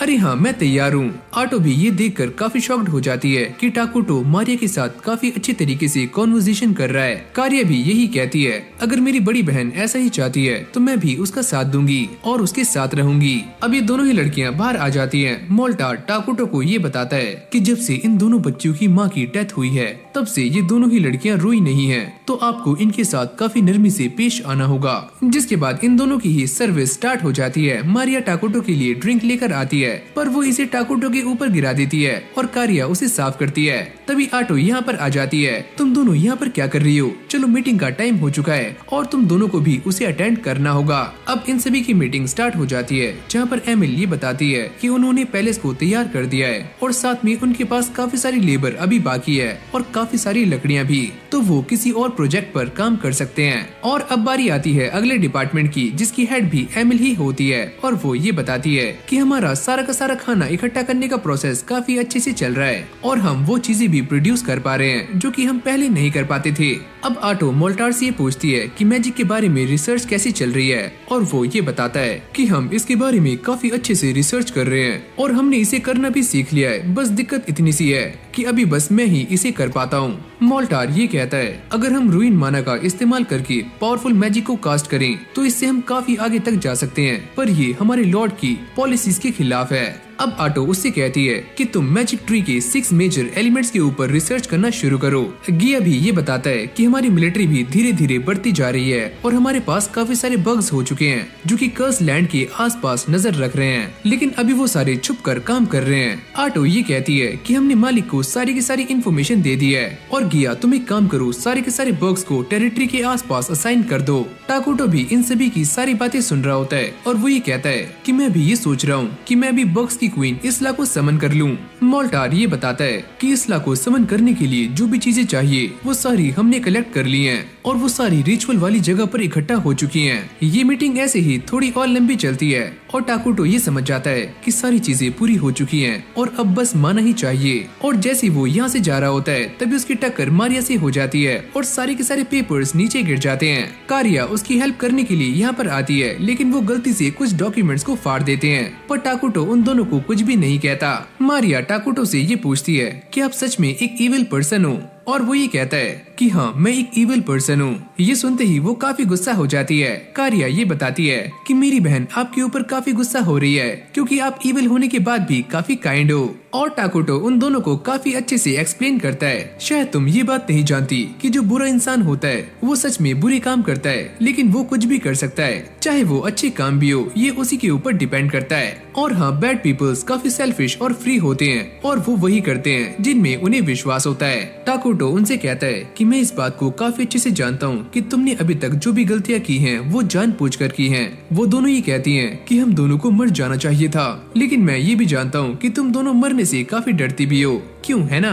टाकुटो को ये बात काफी अच्छे से समझ आ जाती है कि ये दोनों लड़कियां सारा कुछ जानबूझकर कर रही हैं, यानी कि सारी की सारी गलतियां, ताकि मैं इन्हें पनिश करूं। और इन दोनों को ऐसा लगता है कि इन दोनों की मॉम की मौत का रीजन ये दोनों ही हैं, क्योंकि ये दोनों सरवाइव कर गयी और इनकी मॉम मारी गयी। अब टाकुटो मारिया के पास जाता है और उससे ये पूछता है कि तुम मुझे ये बताओ कि तुम्हारी मॉम ने तुमसे क्या कहा था। उन्होंने हमसे कहा था कि हमें अपनी लाइफ को जीना है और अब हम क्या करें। टाकुटो उनसे कहता है कि तुम्हें जो भी करना है तुम कर सकती हो, और हाँ वो काम करना जिससे तुम्हारी मॉम को तुम्हारे ऊपर प्राउड हो। इससे उन दोनों की आंखों में आंसू आ जाते हैं और जैसे ही आटो यहाँ पर आती है वो ये देखती है कि ये दोनों ही लड़कियाँ टाकुटो के थ्रोन पर सो रही हैं और वो उसे आसपास की सारी इन्फॉर्मेशन देना शुरू करती है कि आसपास के एरियाज में क्या हो रहा है। हमारे पास में ही एक सिटी है जिसका नाम है फोरगॉन और यही वो न्यूट्रल जगह है। इसके पास में एक और सिटी है जिसका नाम है ड्रैगन टाउन और ये पार्लियामेंट्री सिस्टम का यूज करते हैं और जो भी इस सिटी को चलाते हैं उन्हें स्टाफ होल्डर्स कहा जाता है।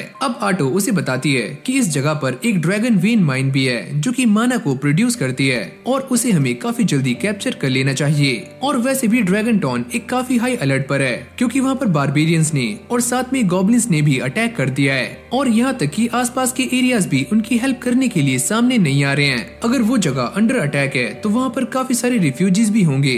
आटो ये कहती है अगर हमने उन सभी को वेलकम कर लिया तो यहाँ पर हमारी पॉपुलेशन काफी जल्दी से बढ़ जाएगी। तो चलो फिर एक काम करते हैं, न्यूट्रल नेशन ऑफ फोरगॉन में कुछ डिप्लोमेट्स को भेजते हैं। अब अगली सीन में हम ये देखते हैं कि हमारे सामने कुछ स्टाफ होल्डर्स खड़े हुए होते हैं और उनके सामने माइनोग्रे के डिप्लोमेट्स खड़े हुए हैं, यानी कि वो लोग यहाँ पर आ चुके हैं। अब अगली सीन में हम ये देखते हैं कि आटो इन सभी को लेकर टाकुटो के पास जा रही होती है और ये स्टाफ होल्डर इस बात को सोचकर काफी परेशान होती है कि पता नहीं इनका किंग कैसा होगा। फिर हमें एक बैक स्टोरी दिखाई जाती है जहाँ पर पेपे और तानुका पोली एक काफी बड़े जायंट मॉन्स्टर को मार देते हैं। तानुका ये बताती है कि वो दोनों कर्स लैंड में जा रहे हैं क्योंकि वहाँ पर जाकर ही सारी चीजें सामने आने वाली हैं। कहानी दोबारा से प्रेजेंट में आती है जहाँ पर तानुका ये सोचती है अगर मैंने पेपे को वहीं पर छोड़ दिया होता तो वो आज मेरे साथ यहाँ पर नहीं आता। पर तभी अचानक हम ये देखते हैं कि पेपे टाकुटो के सामने आ जाता है और वो उससे कहता है अरे ओए अंकल, क्या तुम मेरे दोस्त बनोगे। ये देखकर तानुका काफी शॉक्ड हो जाती है, पर हम ये देखते हैं कि टाकुटो उसका दोस्त बनने के लिए मान जाता है और आटो उससे कहती है अरे वाह कांग्रेचुलेशंस, तुमने अपना पहला दोस्त बना लिया। अभी सारे बैठकर आराम से खाना खा रहे होते हैं। तभी आटो तानुका को एक ड्रिंक पिलाती है जिसे वो काफी अच्छी लगती है। पेपे ये पूछता है आखिरकार ये ड्रिंक कौन सी है। आटो ये बताती है कि ये है एप्पल जूस जो कि माइनोग्रे की काफी फेवरेट ड्रिंक है। टाकुटो भी इन सभी को नोटिस कर रहा होता है और वो ये सोचता है कि पेपे की सोशल स्किल्स काफी अच्छी हैं, पर वो मेरा दोस्त है तो मैं इसके साथ क्या करूं। अब पेपे और टाकुटो एक गेम को खेलना शुरू करते हैं जिसमें टाकुटो उससे हार जाता है। तानुका ये देखकर काफी शॉक्ड हो जाती है। उसे ऐसा लगता है कि पक्का कोई न कोई गड़बड़ होने वाली है, पर टाकुटो उससे कहता है कि चलो एक गेम और खेलते हैं और वो चैन की सांस लेती है। अब ऐसी बातें करते करते टाकुटो उससे कहता है कि तुम्हारी स्किल्स काफी अच्छी हैं। अरे नहीं, मुझे भी काफी अच्छा लग रहा है ये गेम्स खेलने में और मैं इस बात से काफी खुश हूँ कि मैं यहाँ पर आया, यानी कि माइनोग्रे में। तानुका उन सभी को ये बताती है कि उनकी सिटी में बार बार बारबेरियंस अटैक कर रहे हैं। आटो उससे पूछती है लेकिन वो तो खासकर बड़ी सिटीज को अवॉइड करते हैं। तानुका ये कहती है यही बात तो काफी अजीब है। अब टाकुटो उसको देखकर ये कहता है कि मुझे ऐसा लगता है तुम्हारे पास मिलिट्री की काफी कमी है। क्या इन्होंने हमें देखते ही ये पता लगा लिया कि हमारे पास मिलिट्री की काफी कमी है। अगर ये बात उनके सामने आ गई तो हम उनसे सही तरीके से नेगोशिएट नहीं कर पाएंगे। और तानुका ये बताती है कि ऐसा कुछ भी नहीं है, हमने बारबेरियंस को वहाँ से भगा दिया है और हम बस इन्वेस्टिगेट करने के लिए यहाँ पर आए थे। पेपे ये कहता है पर मुझे तो ऐसा लगा था कि हम यहाँ पर इसलिए आए हैं ताकि हम इनसे नेगोशिएट कर पाएं, वरना हमारी कंट्री पूरी तरह से तबाह हो जाएगी। तानुका ये सुनते ही काफी शॉक्ड हो जाती है क्योंकि पेपे ने सारी पोल खोल दी है। आटो भी ये सारी बातें सुन रही होती है और वो ये कहती है कि तुम घबराओ मत, वैसे भी हम पीस को सपोर्ट करते हैं और अगर बारबेरियंस ने ड्रैगन टाउन पर कब्जा कर लिया तो अगली बारी हमारी हो सकती है। तानुका टाकुटो से ये पूछती है क्या वो उनकी हेल्प करेगा और टाकुटो भी उनकी हेल्प करने के लिए मान जाता है, पर वही कहती है कि आपको इसके बदले में क्या चाहिए। आटो कहती है कि वही माइन। तानुका इस बात से काफी डिसअपॉइंट हो जाती है और वो ये डिसीजन पेपे के ऊपर छोड़ती है और पेपे ये कहता है कि मैं तो काफी लंबे टाइम से कह रहा हूँ कि हमें माइनोग्रे के साथ दोस्ती कर लेनी चाहिए। अभी सारे बैठकर इसी बात को डिस्कस कर रहे होते हैं कि उन्हें फोरगॉन के साथ कौन कौन सी चीजों में डील करनी है। टाकुटो भी इस बात से काफी खुश होता है कि उसकी मुलाकात पेपे से हुई, लेकिन वो ये कहता है कि उन्हें फिलहाल ड्रैगन टाउन पर नजर रखनी चाहिए। मोल्टार उनसे कहता है कि अगर हमें अपने आसपास के नेशंस के बारे में काफी अच्छे से जानना है तो हमें वहाँ पर जाना होगा, पर मैं वहाँ नहीं जा सकता और न ही तुम सारे, क्योंकि उन लोगों को ऐसा लगेगा कि हम वहाँ पर रिस्पेक्ट शो करने के लिए नहीं गए। तो वहाँ सिर्फ वही लोग जा सकते हैं जो कि किसी ऑफिशियल पोस्ट पर नहीं हो। और इस काम के लिए मारिया और कारिया वहाँ पर जाने के लिए रेडी हो जाती हैं और ये दोनों काफी खुश होती हैं। टाकुटो ये कहता है पर ये तो काफी डेंजरस हो सकता है, पर ये दोनों ही आगे चलकर माइनो ग्रह को लीड करने वाली हैं, तो इससे इन दोनों को काफी अच्छा एक्सपीरियंस मिलेगा। पर फिर भी टाकुटो मोल्टार से मना कर रहा होता है कि ये सेफ नहीं है। आटो ये कहती है चलो फिर मैं वहाँ जाती हूँ। मोल्टार ये कहता है कि आप हमारे किंग की सबसे ट्रस्टेबल पर्सन हो, अगर आप वहाँ पर गई तो इससे भी काफी दिक्कतें हो सकती हैं। मारिया और कारिया टाकुटो के पास आती हैं और उससे जिद करना शुरू कर देती हैं। आपने ही हमसे कहा था कि हम कुछ भी कर सकती हैं और अब हम आपकी हेल्प करना चाहती हैं। टाकुटो भी उनकी जिद को मान लेता है। आटो ये देखकर काफी शॉक्ड हो जाती है कि टाकुटो ने किसी और की जिद को मान लिया। अरे जाओ तुम यहाँ से जा सकते हो और मुझे छोड़कर अपना हेरम बिल्ड कर लेना। पर टाकुटो उसके पास जाकर उसे समझाता है कि तुम मेरे लिए काफी इम्पोर्टेंट हो, अगर तुम मेरे साथ नहीं होती तो मैं यहाँ तक नहीं आ पाता। ये सुनते ही वो एक अलग ही दुनिया में पहुँच जाती है जहाँ पर वो टाकुटो के साथ शादी के सपने सजा रही होती है। टाकुटो मारिया और कारिया को लेकर उनके क्लिनिक के सामने आ जाता है और वो ये कहता है तुम दोनों के गार्ड्स इसके अंदर हैं और मुझे तुम्हारे ऊपर पूरा भरोसा है, अपने काम को काफी अच्छे से करना। अब जैसे ये सारे क्लिनिक के अंदर जाते हैं तो टाकुटो ये देखता है कि सामने एक स्क्वाड होती है जो कि है ब्रेन ईटर्स। टाकुटो उन सभी को ये बताता है कि मैंने इन्हें पहले से ही प्रोड्यूस कर लिया था ताकि मैं बुरे वक्त में इनका इस्तेमाल कर पाऊँ। मारिया और कारिया उन्हें देखकर काफी शॉक्ड हो जाती हैं और वो ये पूछती हैं कि ये कौन है। टाकुटो उन्हें बताता है कि ये कुछ ऐसे लोग हैं जो कि इंजरीज और डिसीज को ट्रीट कर सकते हैं और साथ में ये फाइट करके तुम्हें भी प्रोटेक्ट कर पाएंगे। आटो उन तीनों से कहती है कि उन्हें मारिया और कारिया का ध्यान रखना है और साथ में उन्हें प्रोटेक्ट भी करना है और जिस लैंड में वो जा रहे हैं वहाँ के कल्चर के बारे में भी सारी इन्फॉर्मेशन को गैदर करना है। ये सुनते ही वो तीनों काफी खुश हो जाते हैं क्योंकि फाइनली उनको टास्क मिल चुका है जो कि वो अब परफॉर्म कर पाएंगे। टाकुटो भी ये बातें सुनकर काफी खुश होता है और वो इन तीनों को ह्यूमन नेम्स देता है, इचिरो, जीरो और साबुरो। अरे वाह कितने अच्छे नाम है, ये है इचिरो, साबुरो और जीरो। फिर यहीं से कहानी चेंज हो जाती है जहाँ पर हम ड्रैगन टाउन की मेयर को देखते हैं जो कि एक एल्फ है और वो काफी परेशान होती है क्योंकि उसके ऊपर काम का काफी लोड है और साथ में उन्हें माइनो ग्रे के साथ काम करना पड़ रहा है। तभी एक लड़की उसके पास आती है और वो ये कहती है कि बाहर कोई आपसे मिलने के लिए आया है, क्या उन्होंने अपॉइंटमेंट ली है? नहीं, उनके पास कोई भी अपॉइंटमेंट नहीं है, तो उन्हें यहाँ से भेज दो।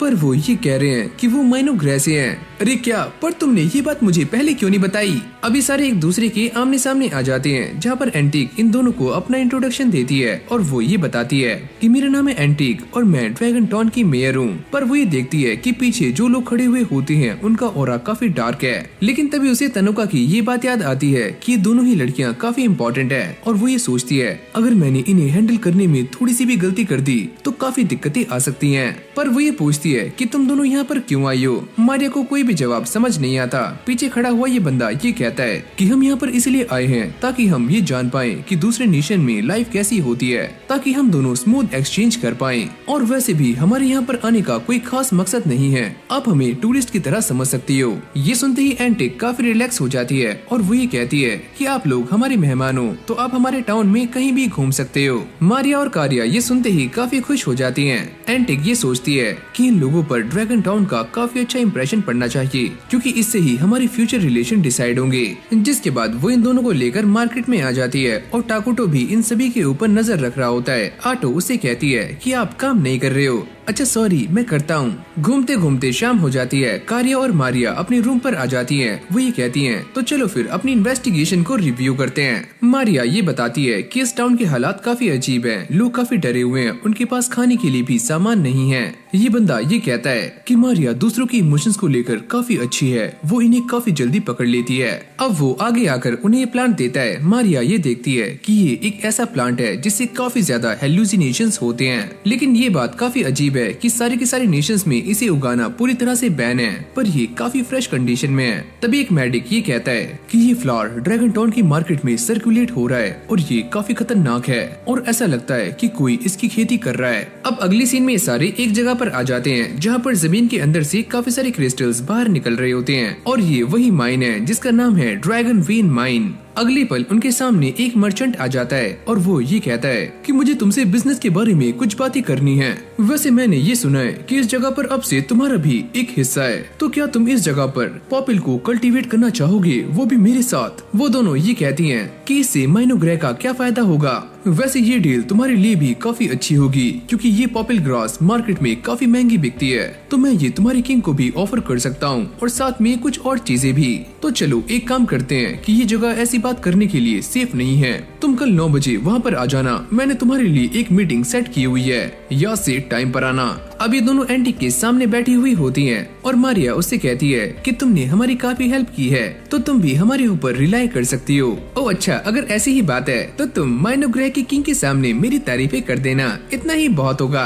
तभी अचानक से वही बंदा यहाँ पर आ जाता है और साथ में उसके कुछ लोग भी होते हैं। एंटिक उससे पूछती है कि तुम यहाँ पर कैसे आए, मैंने उस सभी की परमिशन ले ली है। वैसे भी ये दोनों मेरे पास नहीं आई, तो मैं ही तुम्हारे जवाब के लिए यहाँ पर आ गया। लेकिन कारिया उसे कहती है कि हम तुम्हारे साथ काम करने के लिए इंटरेस्टेड नहीं है और ये तुम्हें तभी समझ जाना चाहिए था जब हम तुम्हारी बताई हुई जगह पर नहीं आए। कारिया एंटिक से कहती है कि हम इसे संभाल लें। अरे हाँ, तुम इसके साथ जो चाहो वो कर सकते हो। पर ये बंदा भी एक इंजेक्शन बाहर निकाल लेता है जिसके अंदर उसी पॉपिल ग्रास की एक डोज होती है और जो भी इसे एक बार लेता है उसे इसकी लत लग जाती है। अगर तुमने हमें कुछ किया तो तुम माइनोग्रे की दुश्मन बन जाओगे, मुझे इससे कोई भी फर्क नहीं पड़ता। वैसे भी इसकी एक डोज से तुम मेरी सारी बातों को मानना शुरू कर दोगी। अगली पल ये सारे उन दोनों पर अटैक कर देते हैं पर पासा उल्टा पड़ जाता है। फिर हम टाकुटो को देखते हैं जो कि ये सारा कुछ दूर से ही हैंडल कर रहा होता है और ये सारा काम टाकुटो के भेजे हुए मेडिक्स कर रहे होते हैं जो कि ह्यूमंस को सेव करने में और साथ में उन्हें जान से मारने में काफी एक्सपर्ट हैं। इस तरफ उन्होंने इन सभी की बैंड बजा दी होती है और वो ये कह रहे होते हैं तुम्हारी खाल तो काफी अच्छी है, चलो इसे उतार कर पहनते हैं। इस बंदे की काफी ज्यादा फट जाती है, तुमने हमारी किंग की काफी ज्यादा इंसल्ट की है तो तुम्हें माफ नहीं किया जाएगा। वो ये कहता है अबे ओए अम्मा, मुझे माफ कर दो, प्लीज माफ कर दो ना। कारिया उसे कहती है कि मैं उसे कभी भी माफ नहीं करूंगी जो कि मेरी बड़ी बहन के ऊपर उंगली उठाएगा, और तुमने तो हमारे किंग को भी काफी भला बुरा कहा है, तो तुम्हारा मरना पक्का है। और हमारे किंग ने हमसे कहा है कि इविल लोग कुछ भी कर सकते हैं, तो चलो फिर इसको जान से मार दो। अब ये मेडिक्स उसको भी जान से मारकर उसकी स्किन को पहन लेते हैं और वो काफी हद तक ह्यूमंस की तरह लग रहे होते हैं। एंटिक ने ये सारा कुछ अपनी लाइफ में पहली बार देखा होता है तो वो काफी डर रही होती है और डर के मारे उसका सूसू निकल जाता है। ये तीनों भी उसकी नकल करने का ट्राई करते हैं पर कारिया उनकी एक जोरदार लात मारती है, चल बे साइडो। इस तरफ आटो टाकुटो के ऊपर काफी गुस्सा करती है क्योंकि उसने मारिया और कारिया को उस इंसान को जान से मारने से नहीं रोका। टाकुटो ये कहता है कि मैंने ऐसा इसीलिए किया क्योंकि मैं ये नहीं चाहता था कि मैं उन दोनों के ऊपर हार्श हूँ और वो मुझसे नफरत करें, पर आपने ऐसा क्यों किया कि आप उनके फादर हो। और वो इन सभी को काफी डांट रही होती है, यानी कि फटकार लगा रही होती है। टाकुटो और ये दोनों भी उसके सामने बैठी हुई होती है। आटो उनसे कहती है कि जब तक तुम सारी अपनी गलती की माफी नहीं मांग लोगे तुम में से कोई भी यहाँ से हिलने वाला नहीं है। यहीं से हमारा सीन चेंज हो जाता है जहाँ पर ये सारे मीटिंग कर रहे होते हैं कि ड्रैगन टाउन का क्या करना है। लेकिन अब भी आटो उन सभी के ऊपर काफी गुस्सा है। गिया ये कहता है कि बस करो, चलो ठीक है, शायद तुम सही कह रहे हो, ड्रैगन टाउन के बारे में बातें करना हमारी प्रायोरिटी है। मोल्टार ये बताता है कि उन दोनों की रिपोर्ट्स के हिसाब से ड्रैगन टाउन में काफी ज्यादा कियोस मचा हुआ है और वहाँ पर उस सिचुएशन को संभालने के लिए उनके पास कोई भी सोल्यूशन नहीं है और वहाँ पर क्राइम रेट भी काफी ज्यादा बढ़ता जा रहा है। इतना ही नहीं, उन सभी के ऊपर बार बार अटैक्स भी हो रहे हैं जो कि हिल जॉइंट्स, बारबेरियंस और गॉब्लिन्स कर रहे हैं। गिया भी इस पूरी सिचुएशन को समझ जाता है और वो ये कहता है अगर हमने जल्दी ही कुछ नहीं किया तो ड्रैगन टाउन तबाह हो जाएगा। अब ऐसी ये सारी बातें कर रहे होते हैं। गिया ये कहता है कि हम वहाँ पर अपने वॉरियर्स को नहीं भेज सकते। आटो ये कहती है कि मैं भी इसके अंदर शामिल हूँ तो मुझे मत भूलना। मोल्टार ये कहता है कि मैं भी अपने स्टूडेंट्स को यहाँ पर लेकर आ जाऊंगा जो कि अपने मैजिक से गॉब्लिन्स को तो डिफीट कर ही सकते हैं। अब ऐसी बातें करते करते टाकुटो उन सभी से कहता है कि फाइनली टाइम आ चुका है इसला को समन करने का। वो सारे भी ये सुनकर काफी खुश हो जाते हैं और टाकुटो की काफी तारीफें कर रहे होते हैं। जिसके बाद ये सारे रिचुअल वाली जगह पर आ जाते हैं और टाकुटो टेलीपैथी के जरिए आटो से ये पूछता है तुम्हें क्या लगता है कि इसला को समन करना यहाँ पर कैसा होगा, वो कैसे रिएक्ट करेगी। आटो ये कहती है कि वो इस वर्ल्ड में हमारी पहली समनिंग है तो मैं इसके बारे में कुछ भी नहीं जानती, पर आटो उससे ये भी कहती है अगर वो आपके खिलाफ हो गई तो मैं जान पर खेलकर भी आपकी रक्षा करूंगी। टाकुटो उससे कहता है कि मैं यहाँ तक इसलिए आ पाया क्योंकि तुम मेरे साथ थी और मैं तुम्हें दोबारा से समन नहीं कर पाऊंगा। अगली पल टाकुटो यहाँ पर इसला को समन कर देता है जिसमें सामने पहले कुकून बनता है और फिर बाद में इसला सामने आ जाती है। मेरा नाम है इसला और मैं सभी तरह के बग्स पर रूल करती हूँ। आटो बीच में आकर उससे पूछती है क्या तुम किंग टाकुटो को सर्व करने के लिए रेडी हो, लेकिन वो इसे एक बच्चे की तरह ट्रीट कर रही होती है। अरे वाह, तुम तो छोटी सी बच्ची हो, तुम कितनी क्यूट हो, और वैसे भी मैं किंग टाकुटो को सर्व करने के लिए रेडी हूँ। मेरे मालिक, क्या आप मुझे करंट सिचुएशन बता सकते हो? हम इसके बारे में अपने कासल में जाकर बात करेंगे। जिसके बाद टाकुटो इसला को सारी बातें समझा देता है और वो ये कहती है कि मैं इस पीसफुल नेशन को बचाने के लिए रेडी हूँ और मुझे सारी बातें समझ आ चुकी हैं। अब आटो और उसके बाकी साथी ड्रैगन टाउन की तरफ जाने के लिए निकल जाते हैं और वो काफी ज्यादा इमोशनल हो रही होती है। वो टाकुटो से ये कहती है कि मुझे आपकी काफी ज्यादा याद आएगी। टाकुटो भी आराम से घोड़ी बेचकर सो रहा होता है। इसला उसके पास आती है और वो ये कहती है अरे मालिक, अब तो काफी देर से सो रहे हो। ये दोनों भी यहाँ पर आ जाती हैं। वैसे हमारे मालिक भरी दोपहर तक सोते हैं। ये सुनते ही इसला उसे उठा देती है और वो ये कहती है कि आप माइनोग्रह के लीडर हो। अगर आप ऐसे ही सोते रहोगे और देर तक उठोगे तो लोग आपके बारे में क्या सोचेंगे। टाकुटो अब भी नींद में होता है। इसला उससे कहती है कि तुम्हें सुबह को काफी जल्दी उठना है। मारिया और कार्या भी उसे देख रही होती हैं और वो ये सोचती हैं कि ये तो आटो से काफी अलग है। अब इसला उन दोनों को लेकर यहाँ से निकल जाती है ताकि वो इस टाउन के बारे में काफी अच्छे से जान पाए। तभी एमिल भी यहाँ पर आ जाती है जो कि टाकुटो को सारी रिपोर्ट सौंप देती है। लेकिन टाकुटो उसके सामने काफी नर्वस हो जाता है क्योंकि उसने आटो के अलावा किसी और से बात नहीं की। वो ये कहता है कि ये वाली असाइनमेंट काफी अच्छी है। यहाँ पर कार्या और मारिया इसला को लेकर टाउन में घुमा रही होती हैं और साथ में उसे अपना गवर्नमेंट ऑफिस भी दिखाती हैं जहाँ पर सारा का सारा पेपर वर्क का काम होता है। एमिल भी यहाँ पर आ जाती है और वो काफी रो रही होती है क्योंकि गिया ने उसका एक इक्विपमेंट तोड़ दिया है और वो रोते रोते ये कहती है मैं पहले ही काफी बिजी हूँ और ऊपर से ये गिया मुझे काफी परेशान कर रहा है। अरे बच्ची, तुम इसके बारे में परेशान मत हो, मैं गिया से मिलने के बाद उसे काफी डांट लगाऊंगी। और एमिल शांत हो जाती है। कार्या और मारिया बाकी सभी के साथ प्रैक्टिस कर रही होती हैं, पर हम ये देखते हैं कि गिया अपनी स्वॉर्ड से बाकी सभी की स्वॉर्ड को काफी आराम से तोड़ देता है। तुम सारे काफी वीक हो चुके हो तो मैं तुम्हें दोबारा से ट्रेनिंग दूंगा। इसला उससे कहती है तुम इन सभी को बाद में ट्रेनिंग देना, पहले अपने इक्विपमेंट की स्टॉक को देख लो। ऐसे ही करते करते शाम हो जाती है और ये सारे बैठकर डिनर कर रहे होते हैं और यहाँ पर कुछ बर्तन और भी रखे होते हैं जो कि आने वाले एमएससीज के लिए होते हैं। इसला आकर यहीं पर बैठ जाती है और वो ये कहती है कि मैं भी उन्हीं बर्तनों को इस्तेमाल करूंगी जो कि तुम कर रहे हो। अब कार्या और मारिया उसे भी वही प्लेट्स लाकर देती हैं जो कि सभी लोग इस्तेमाल कर रहे होते हैं। इसला इससे काफी खुश हो जाती है। फिर हमें रात का सीन दिखाया जाता है जहाँ पर इसला सिटी में घूम रही होती है और आसपास निगरानी रख रही होती है। लेकिन तभी उसे किसी के रोने की आवाज आती है और ये कार्या है। वो जाकर उससे पूछती है कि तुम्हें क्या हुआ। मारिया उसे बताती है कि इसे एक बुरा सपना आया और इसीलिए ये रो रही है। तो चलो एक काम करते हैं कि मैं अब से तुम्हारे साथ सोऊंगी। और वो इन दोनों को गले से लगा लेती है और ये सारे आराम से सो जाते हैं। अगली सुबह इसला टाकुटो को ये बताती है कि मैंने एमिल को ये काम दिया है कि वो अगली बिल्डिंग लर्निंग इंस्टीट्यूट बना सकती है। अरे वाह, तुम्हारी चॉइस तो काफी अच्छी है, पर इसके बाद हम लिविंग रीड्स बनाएंगे। वैसे मालिक, आटो अभी क्या कर रही है? और टाकुटो अपने शेयरिंग विजन से ये देखता है कि आटो के सामने काफी सारे बारबेरियंस हैं और वो उनसे लड़ने के लिए एकदम तैयार है। जिसके बाद ये सारे के सारे बारबेरियंस आटो पर अटैक कर देते हैं, पर आटो उन सभी को एक ही झटके में मौत की घाट उतार देती है। एंटिक ये सारा कुछ देखकर काफी शॉक्ड हो जाती है। आटो उससे कहती है कि यहाँ पर ये सारा कुछ तुम मेरे ऊपर छोड़ सकती हो और तुम जाकर आराम करो, और वो इससे काफी खुश हो जाती है। तभी मोल्टार यहाँ पर आ जाता है और वो ये कहता है कि मुझे ऐसा लगा था कि ये सारे लोग हमें देखकर डरेंगे, पर ऐसा नहीं हुआ। फिर हम पेपे को देखते हैं जो कि आटो का मजाक बना रहा होता है उसके टेंटिकल्स को देखकर। क्या तुम एक ऑक्टोपस हो? ये तुम क्या कह रहे हो? अरे कुछ भी नहीं। और वो यहाँ से चला जाता है। मोल्टार आटो से ये पूछता है कि आपका वो प्लान कैसा चल रहा है जिसमें आप बारबेरियन से कुछ एबिलिटीज चुराने वाली थी। लेकिन तभी अचानक वो सारे ये देखकर काफी शॉक्ड हो जाते हैं कि वहाँ पर एक हिल जायंट आ जाता है। मोल्टार ये कहता है पर मैंने कोई भी मानस सेंस नहीं किया, तो ये यहाँ पर आया कैसे? एंटिक घबराते हुए ये कहती है कि वहाँ पर एक हिल जायंट है और मैं सारे के सारे आर्चरर्स को तैयार करती हूँ। आटो उससे कहती है कि इसकी कोई भी जरूरत नहीं है, उसके लिए मैं ही काफी हूँ।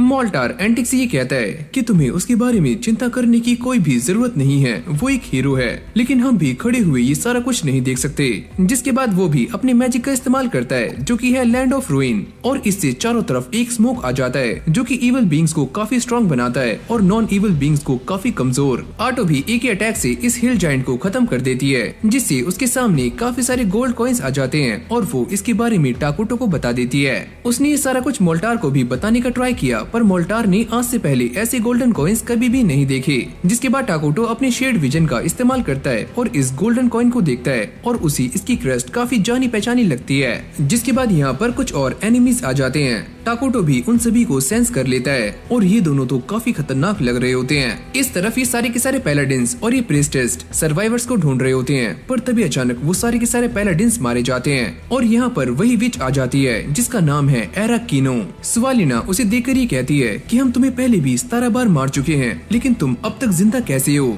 ये बात तो मैं भी नहीं जानती, लेकिन हाँ तुम काफी स्ट्रॉन्ग लगती हो। अब ऐसी बातें करते करते एराकीनो सारे के सारे मरे हुए लोगों को दोबारा से जिंदा कर देती है और प्रीस्टेस के ऊपर अटैक करने के लिए कहती है, लेकिन वो भी अपने फायर मैजिक का इस्तेमाल करती है और इन सभी को जिंदा भून देती है और साथ में वो इसका भी काम 25 कर देती है, यानी कि उसे दोबारा से जान से मार देती है।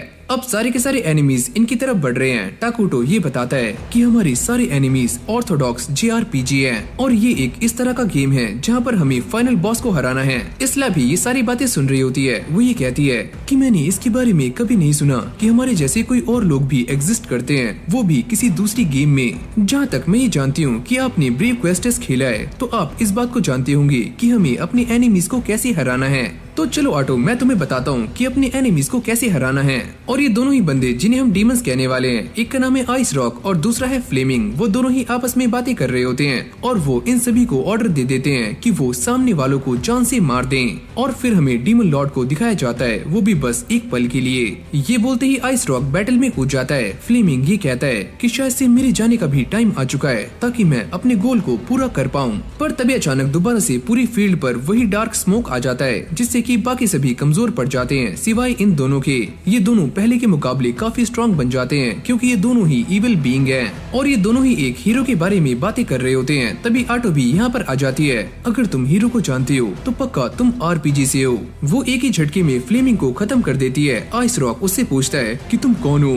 तुम मेरे बारे में नहीं जानते। मैं एक 4X strategic game eternal nation से आई हूँ और हाँ, मैं अपने ग्रेट किंग टाकुटो को सर्व करती हूँ और मेरा नाम है आटो।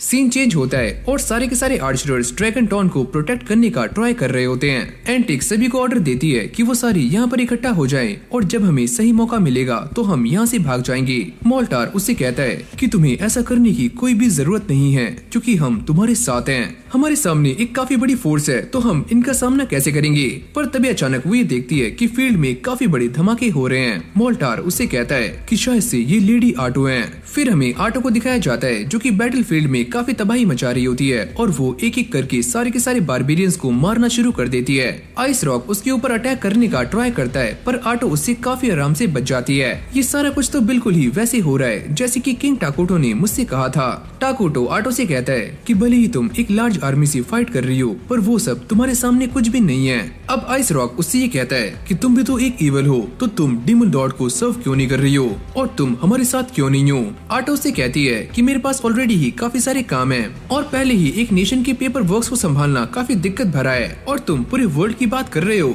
ये काफी अजीब है। वैसे क्या तुम्हें वो बात याद है जब हीरो ने तुम्हें काफी बार हराया है? ये सुनते ही आइस रॉक को काफी गुस्सा आ जाता है और वो आटो के ऊपर एक के बाद एक अटैक्स करना शुरू कर देता है, लेकिन वो इसके सारे अटैक्स को काफी आराम से ब्लॉक कर रही होती है, जिससे इसे काफी गुस्सा आ जाता है और ये आटो के ऊपर ग्लेशियल डिकैपिटेशन से अटैक करता है। आटो को ऐसा लगता है कि इससे उसे कुछ भी नहीं होगा, पर उसके पैर जमने शुरू हो जाते हैं और ये आटो को काफी बुरी तरह से इंजर्ड कर देता है। पर अगली पल हम ये देखते हैं कि आटो इसी एक अटैक में जड़ से खत्म कर देती है। फिर वो दोबारा से हील होकर काफी फ्रस्ट्रेटेड महसूस कर रही होती है, लेकिन उसे आइस रॉक की एबिलिटीज मिल चुकी हैं। आटो भी इस बात को समझ जाती है कि दूसरे जॉनरा के गेमर से फाइट करना कुछ ऐसा होता है और वो हमसे दूसरी तरह से ऑपरेट हो रहे होते हैं। जब वो ये सारी बातें टाकुटो को बता रही होती है तो वो ये देखकर काफी शॉक्ड हो जाती है कि फ्लेमिंग और बाकी सारे लोग माइनो ग्रह में आ चुके हैं। जिसके बाद एक डार्क एल्फ टाकुटो को आकर ये बताता है कि उनके इलाके में बारबेरियंस आ चुके हैं। इसला उससे कहती है कि टाकुटो अपने डोमेन के बारे में सारा कुछ जानते हैं और वो ये भी जानते हैं कि यहाँ पर बारबेरियंस आ चुके हैं, लेकिन तुम्हें इसके बारे में चिंता करने की कोई भी जरूरत नहीं है क्योंकि गिया और हमारी फोर्सेस काम पर लग चुकी हैं। टाकुटो ये कहता है कि मैं इस बात को जानता हूँ कि हम दोनों में पीस नहीं हो सकती क्योंकि आटो ने उनके एक जनरल को जान से मार दिया है, तो हम पूरी ताकत से उनके ऊपर अटैक करेंगे। टाकुटो इस बात को लेकर काफी कॉन्फिडेंट होता है कि उसके पास इसला है और साथ में ब्रेन ईटर्स भी, और उनके पास गिया भी है और साथ में वो लार्वास जिसे इसला ने जन्म दिया था। एमिल भी टाकुटो को ये कंफर्म करती है कि जो लोग भी बैटल में पार्ट नहीं ले रहे हैं वो सारे आपके पास आ रहे हैं और हमने उन्हें इवैक्यूएट कर लिया है। गिया भी टाकुटो को ये बताता है कि मुझे इस बारे में पता लग चुका है कि यहाँ पर जो एनिमीज आए हैं उनकी संख्या 1000 है और यहाँ पर कुछ अजीब सी क्रिएचर भी हैं। ये सारा माजरा जानने के बाद टाकुटो ये सोचता है कि इन सभी की संख्या काफी ज्यादा है और साथ में यहाँ पर उन 4 जनरल्स में से एक भी होगा, तो ये बैटल काफी टफ होने वाली है। लेकिन वो एक काफी प्यारी सी स्माइल करता है, यानी कि सारा कुछ उसके हाथ में है। अब वो देखते ही देखते सारा का सारा माना इसला को दे देता है और उससे ये कहता है कि वो अपनी प्रेडिक्शन और साथ में पैरासिटिक एक्स की एबिलिटी को बढ़ा ले। इसला की पावर्स भी पहले के मुकाबले काफी गुना बढ़ गई होती हैं। टाकुटो उससे कहता है कि मैं इस बात को काफी अच्छे से जानता हूँ कि सामने वाले एनिमीज काफी स्ट्रॉन्ग है, पर तुम उनका काफी आराम से सामना कर सकती हो। कहानी चेंज होती है और फिर हमें उन डीमंस को दिखाया जाता है जो कि माइनो ग्रह में आ चुके हैं और यहाँ पर 2 डीमंस आपस में बातें कर रहे होते हैं कि वो इस जगह पर क्या कर रहे हैं। लेकिन जैसे ये दोनों बातें कर रहे होते हैं उन्हें सामने से एक आवाज आती है और वो ये देखते हैं कि सामने एक काफी बड़ा ऑर्ग है और वो उनकी तरफ आ रहा है। इसकी बॉडी भी देखने में काफी भद्दी लग रही होती है, पर तभी अचानक से उसके अंदर से काफी सारे लार्वास बाहर निकलते हैं जो कि इनके ऊपर अटैक्स करना शुरू कर देते हैं। चलो सारे के सारे रिट्रीट करो। इसला उनसे कहती है कि तुम सारे तो डीमन लॉर्ड की आर्मी का पार्ट हो और तुम इतनी जल्दी रिट्रीट कर रहे हो, तुम तो काफी फट्टू हो। आखिरकार तुम कौन हो, हमारे सामने आओ। अगर तुम डीमन लॉर्ड की आर्मी से हो तो तुम्हें काफी स्ट्रांग होना चाहिए। और इसला उनके सामने आ जाती है। अगली पल हम ये देखते हैं कि इसला ने सारे के सारे बंदों को ठिकाने लगा दिया है और वो ये कहती है कि ये काम तो काफी आसान था। लेकिन तभी फ्लेमिंग भी यहाँ पर आ जाता है और वो ये कहता है कि तुम्हें इनके बारे में ऐसा नहीं कहना चाहिए।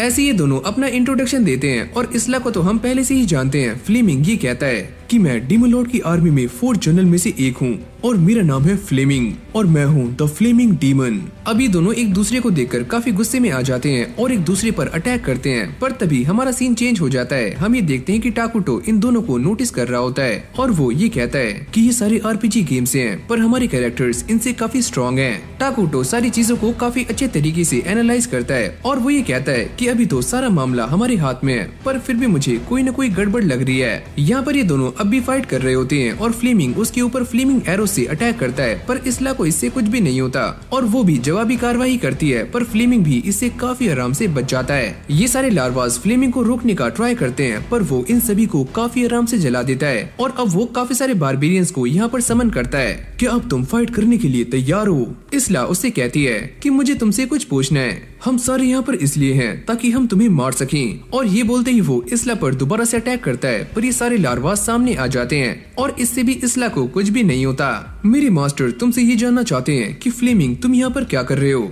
और ये बोलते ही इसला अपनी एबिलिटी का इस्तेमाल करती है जिससे कि ये सारे के सारे बारबेरियंस ढेर हो जाते हैं, पर ये फ्लेमिंग अब भी बच जाता है। क्या तुम सच में इसके बारे में जानना चाहती हो? वैसे तुम्हारे मालिक तुमसे काफी कुछ छुपा रहे हैं, तुम कुछ भी कह लो पर इससे मेरी लॉयलिटी पर कोई भी फर्क नहीं पड़ेगा। ये बोलते ही वो दोबारा से इसला पर अटैक करता है, पर इसला उसको काफी आराम से डॉच कर लेती है। तुम चाहे कुछ भी कर लो पर मैं माइनो ग्रे की एक काफी वफादार हूँ। तुम्हारी ये सारी बातें एकदम बकवास है। तुम अपने आप को उसका सर्वेंट कहती हो, पर तुम्हारे अंदर ये जो प्राइड है और साथ में कन्विक्शन, ये मुझे बिल्कुल भी अच्छा नहीं लग रहा है। और मैं इस बात से काफी गुस्सा हूँ कि तुम अपने मास्टर को फ्रीली सर्व कर पाते हो, तो तुम्हें इसमें कैसा लगता है? इसला उसे बताती है कि ये काम करने में उसे काफी अच्छा लगता है, जिसके बाद वो ये कहता है पर मैं अब भी किसी का गुलाम हूँ और मुझे जबरदस्ती उसे सर्व करना पड़ रहा है, लेकिन अब मैं तुम सभी को जान से मार दूंगा, जिसके बाद मुझे भी अपनी फ्रीडम मिल जाएगी। ये बोलते ही वो इसला पर एक काफी खतरनाक अटैक करता है और ये अटैक इसला का पीछा कर रहा होता है और जैसे ही ये उसे लगता है तो वो एक कोकोन बना लेती है और इस अटैक से बच जाती है। फ्लेमिंग को इससे काफी गुस्सा आ जाता है और अब वो इसला के ऊपर एक के बाद एक अटैक्स करना शुरू कर देता है और इसला भी उन सारे अटैक से काफी आराम से बच रही होती है। अगली पल हम ये देखते हैं कि फ्लेमिंग की सारी आग बुझ जाती है और इसला उसे इंजर्ड कर देती है और उसे मारने से पहले उससे कहती है हमारे किंग ने तुम्हारे लिए एक मैसेज भेजा है कि तुमने हमें काफी कमजोर समझा और वो इसका भी काम 25 कर देती है। टाकुटो इसला से कहता है कि तुमने काफी अच्छा काम किया। अरे मालिक आपका शुक्रिया। लेकिन तभी यहाँ पर कुछ एरर आता है और इन दोनों का ही कनेक्शन टूट जाता है। इसला को भी ये बात समझ नहीं आ रही होती कि यहाँ पर क्या हुआ। तभी कारिया और मारिया भी यहाँ पर आ जाती हैं, यानी कि बैटल फील्ड में। इसला सारे के सारे लार्वा से ये कहती है कि वो इन दोनों को प्रोटेक्ट करें, पर तभी हम फ्लेमिंग को देखते हैं जो कि एक काफी क्रीपी स्माइल कर रहा होता है। जिसके बाद ये सारे टाकुटो से बात करने का ट्राई करते हैं, पर ये ऐसा नहीं कर पाते और यहाँ पर जो सारे लार्वास होते हैं वो भी किसी चीज से डर रहे होते हैं और वो यहाँ से भाग जाते हैं। इसला भी ये सारा कुछ देखकर कारिया और मारिया को लेकर यहाँ से भाग जाती है, पर वो दोबारा से इसी जगह पर आ जाती है। फ्लेमिंग उसे देखकर जोर जोर से हंस रहा होता है। इसला उसके ऊपर अटैक करती है, पर इससे फ्लेमिंग को कुछ भी नहीं होता। टाकुटो को एक मैसेज आता है कि ऑटो डिफेंड एक्टिवेट हो चुका है। इसला उसे मारने का ट्राई कर रही होती है, पर फ्लेमिंग काफी खुश होता है। तुम मुझे मार नहीं सकती क्योंकि मैं पहले से ही मरा हुआ हूँ। अगली पल हम ये देखते हैं कि इन सभी की बॉडी एकदम से स्टक हो जाती है। कारिया और मारिया को ये बात समझ नहीं आती कि उनकी बॉडी अपने आप ही आगे मूव कैसे कर रही है। इसला भी ये सारा कुछ देखकर काफी डर जाती है। फ्लेमिंग उससे कहता है चाहे तुम कितना भी स्ट्रगल कर लो, स्ट्रगल करने से कुछ भी नहीं होगा। अब तुम इन्हें मरते हुए देखो। इसला भी पूरा जोर लगाने का ट्राई कर रही होती है, जिससे उसकी बॉडी के अंदर से ब्लड निकलना शुरू हो जाता है। फ्लेमिंग उससे कहता है कि ऐसा करने का कोई भी फायदा नहीं है। तुम्हें क्या लगता है कि तुम अपनी मर्जी से मूव कर रही हो? ऐसा कुछ भी नहीं है। हम सारे इस गेम के मौरे हैं। फ्लेमिंग आसमान की तरफ देखता हुआ काफी चिल्लाता है, जिसके बाद वो टाकुटो से कहता है तुम्हें क्या लगता है कि तुम मुझे काफी आसानी से मार सकते हो? और वो अपने आप को सेल्फ डिस्ट्रक्ट कर लेता है, जिससे यहाँ पर एक काफी तेज धमाका होता है और इससे कहानी पास्ट में आ जाती है, जहाँ पर हम कारिया और मारिया को देखते हैं और ये दोनों ही मून को देखकर ये कहते हैं कि मून काफी प्रीटी है। कारिया उससे कहती है क्या तुम इसका मतलब जानती हो? इसका मतलब ये है कि आई लव यू। ये मोमेंट इन दोनों के लिए ही काफी अच्छा होता है। फिर कहानी दोबारा से प्रेजेंट में आती है, जहाँ पर कारिया और मारिया जमीन पर लेटी हुई होती हैं और वो दोनों सेफ हैं, क्योंकि सारा का सारा डैमेज इसला ने अपने ऊपर ले लिया है और उसकी हालत काफी खराब हो चुकी है। ये दोनों ही उसे देखकर काफी रोना शुरू कर देती हैं। आपके साथ क्या हुआ? आपने हमें बचाने के लिए अपनी ऐसी हालत कर दी, पर क्यों? इसला जो कि पहले से काफी वीक हो चुकी है, कारिया और मारिया उसे देखकर काफी रो रही होती हैं और वो ब्रेन ईटर्स और बाकी सबसे कांटेक्ट करने का ट्राई करती हैं, पर वो इसमें फेल हो जाती हैं। मेरी बच्चियां, मैं इस बात को जानती हूँ कि मैं सरवाइव नहीं कर पाऊंगी, पर इससे पहले मैं तुम्हें कुछ देना चाहती हूँ। पर ऐसा कुछ तो होगा जिससे हम आपको बचा सकें। ऐसा कुछ भी नहीं है। इसला ने अपनी लाइफ में जो भी मैजिक सीखा होता है और साथ में वो अपना सारा का सारा एक्सपीरियंस इन दोनों को दे देती है और इन दोनों को आई लव यू कहकर यहीं पर खत्म हो जाती है। इस तरफ आटो सारे के सारे बारबेरियंस को गाजर मूली की तरह काट रही होती है, पर ये काफी सारे होते हैं। मोल्टार भी उसके साथ आने के लिए जिद करता है, पर आटो उसे मना कर देती है। वो ये कहता है कि हमारे किंग ने हमसे कहा है कि हम आपकी हेल्प करें और उन्होंने हमसे ये भी कहा था कि हम डीमन लॉर्ड का स्ट्रॉन्ग होल्ड तोड़ दें। पर तभी उसके सामने काफी सारे बारबेरियंस दोबारा से आ जाते हैं और वो इन सभी को एक ही झटके में खत्म कर देती है। लेकिन जैसे उसे इसला के बारे में पता लगता है तो वो काफी शॉक्ड हो जाती है। मोल्टार अपने सारे साथियों से ये कहता है कि वो सारे छुप जाएं और इसला अपने आसपास तबाही मचाना शुरू कर देती है। मोल्टार जैसे तैसे करके उसे शांत करता है और वो टाकुटो को इसके बारे में बता देती है कि इसला मारी जा चुकी है और ये सुनते ही वो भी काफी हैरान हो जाता है। अब वो ये सोचता है कि फ्लेमिंग्स का स्क्रिप्टेड इवेंट काफी फेमस है, पर वो इस वर्ल्ड में नहीं होना चाहिए था। जिसके बाद हम ये देखते हैं कि कारिया और मारिया दोनों ही इसला को खा लेती हैं और इससे इन दोनों को इसला की सारी पावर्स मिल जाती हैं और उन दोनों की एक एक आंख ट्रांसफॉर्म हो जाती है। अब आटो टाकुटो को सारा कुछ समझाती है कि इसला की मौत एक इमरजेंसी है और मैं वापस आ रही हूँ। वो बात तो सही है, पर रुको। टाकुटो उसे बताता है कि वो दोनों लड़कियां अब भी जिंदा हैं और वो दोनों ही साउथ की तरफ जा रही हैं। शायद से वो रिवेंज लेना चाहती हैं। वैसे भी मेरे ऑर्डर्स उन तक नहीं पहुंचेंगे, तो मैं ये चाहता हूँ कि तुम उनकी हेल्प करो, पर मैं ये चाहती हूँ कि मैं आपको प्रोटेक्ट करूँ और मुझे इसका ऑर्डर दीजिए। मैं ये सारी बातें काफी अच्छे से जानता हूँ, पर तुम वहीं जाओ। आटो वहाँ जाने से मना कर रही होती है। टाकुटो उससे कहता है कि ये मेरा ऑर्डर है और वो इसे मान लेती है और साथ में वहाँ के लिए निकल जाती है। यहाँ पर टाकुटो एमिल से बातें कर रहा होता है और ये दोनों स्ट्रेटेजी बना रहे होते हैं कि उन्हें आगे क्या करना है। एमिल को ये सारी बातें जानकर काफी चिंता हो रही होती है और वो टाकुटो से पूछती है कि वो आगे क्या करेंगे। तुम इसके बारे में चिंता मत करो, मैं सही टाइम आने पर सारे ऑर्डर्स इशू कर दूंगा। गिया और एमिल जब ये सुनते हैं तो उन्हें ये काफी अजीब लगता है और उन्हें समझ नहीं आता कि टाकुटो को क्या हुआ है। वो काफी अजीब सा बिहेव कर रहा है। डीमन लॉर्ड की आर्मी भी धीरे धीरे उनकी तरफ बढ़ रही होती है और कारिया उनकी एक और जनरल के पास आ जाती है जो कि है विंड जनरल। और वो ये कहती है, अरे ओए बच्ची, तुम तो काफी बहादुर हो जो कि मुझसे लड़ने के लिए अकेली ही यहाँ पर आ गई। मारिया भी एक और बंदे के पास आ जाती है जो कि डीमन लॉर्ड आर्मी का एक और जनरल है। तभी कारिया अपनी मैजिक का इस्तेमाल करती है जिससे ये सारे के सारे बारबेरियंस मरने शुरू हो जाते हैं और इस विंड जनरल को समझ नहीं आता कि आसपास क्या हो रहा है। जिसके बाद वो कारिया के ऊपर कर्स्ड विंड से अटैक करती है, पर कारिया को इससे कुछ भी नहीं होता और ये देखकर वो काफी ज्यादा शॉक्ड हो जाती है। और फिर देखते ही देखते इस विंड जनरल की बॉडी भी सिकुड़नी शुरू हो जाती है और ये मारी जाती है। इस तरफ मारिया उससे बचने का ट्राई कर रही होती है और उसे कुछ भी नहीं होता।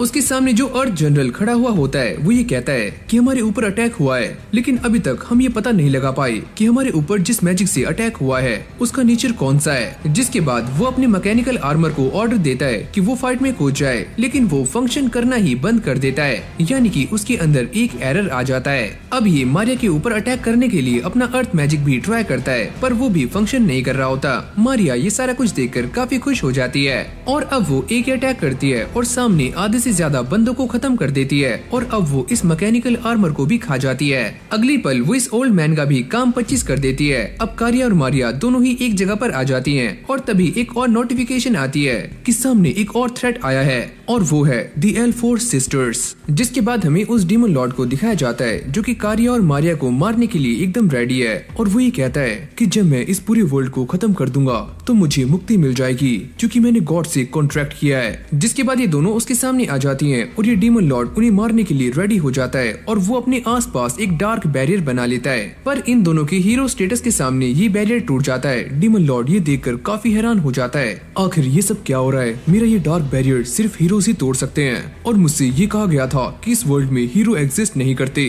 तो ये दोनों कौन है? और फिर अगली पल वो अपनी ट्रू फॉर्म में आ जाता है और वो इन दोनों के ऊपर अटैक्स करना शुरू कर देता है, लेकिन मारिया की एबिलिटी की वजह से ये सारे वेपन्स अटैक करना भूल जाते हैं। जिसके बाद कारिया उसके वेपन से उसके ऊपर अटैक करने के लिए आगे जाती है और वो अपने क्लॉ से उसे रोकने का ट्राई करता है, पर उसका ये क्लॉ टूट जाता है। कारिया और मारिया उसके ऊपर अटैक्स करना शुरू कर देती हैं और उसे काफी बुरी तरह से इंजर्ड कर देती हैं। वो ये कहता है कि मैं इतनी जल्दी मरने वाला नहीं हूँ क्योंकि गॉड मेरी साइड है और मैं अपना कॉन्ट्रैक्ट पूरा करूंगा और अपनी फ्रीडम को हासिल करूंगा। ये दोनों उसे मना करती हैं कि गॉड जैसी कोई भी चीज एग्जिस्ट नहीं करती, लेकिन ये दोबारा से अपनी विल पावर की वजह से हील हो जाता है। ये सारा कुछ इसलिए हुआ क्योंकि गॉड मेरे साथ है और उनका नाम है।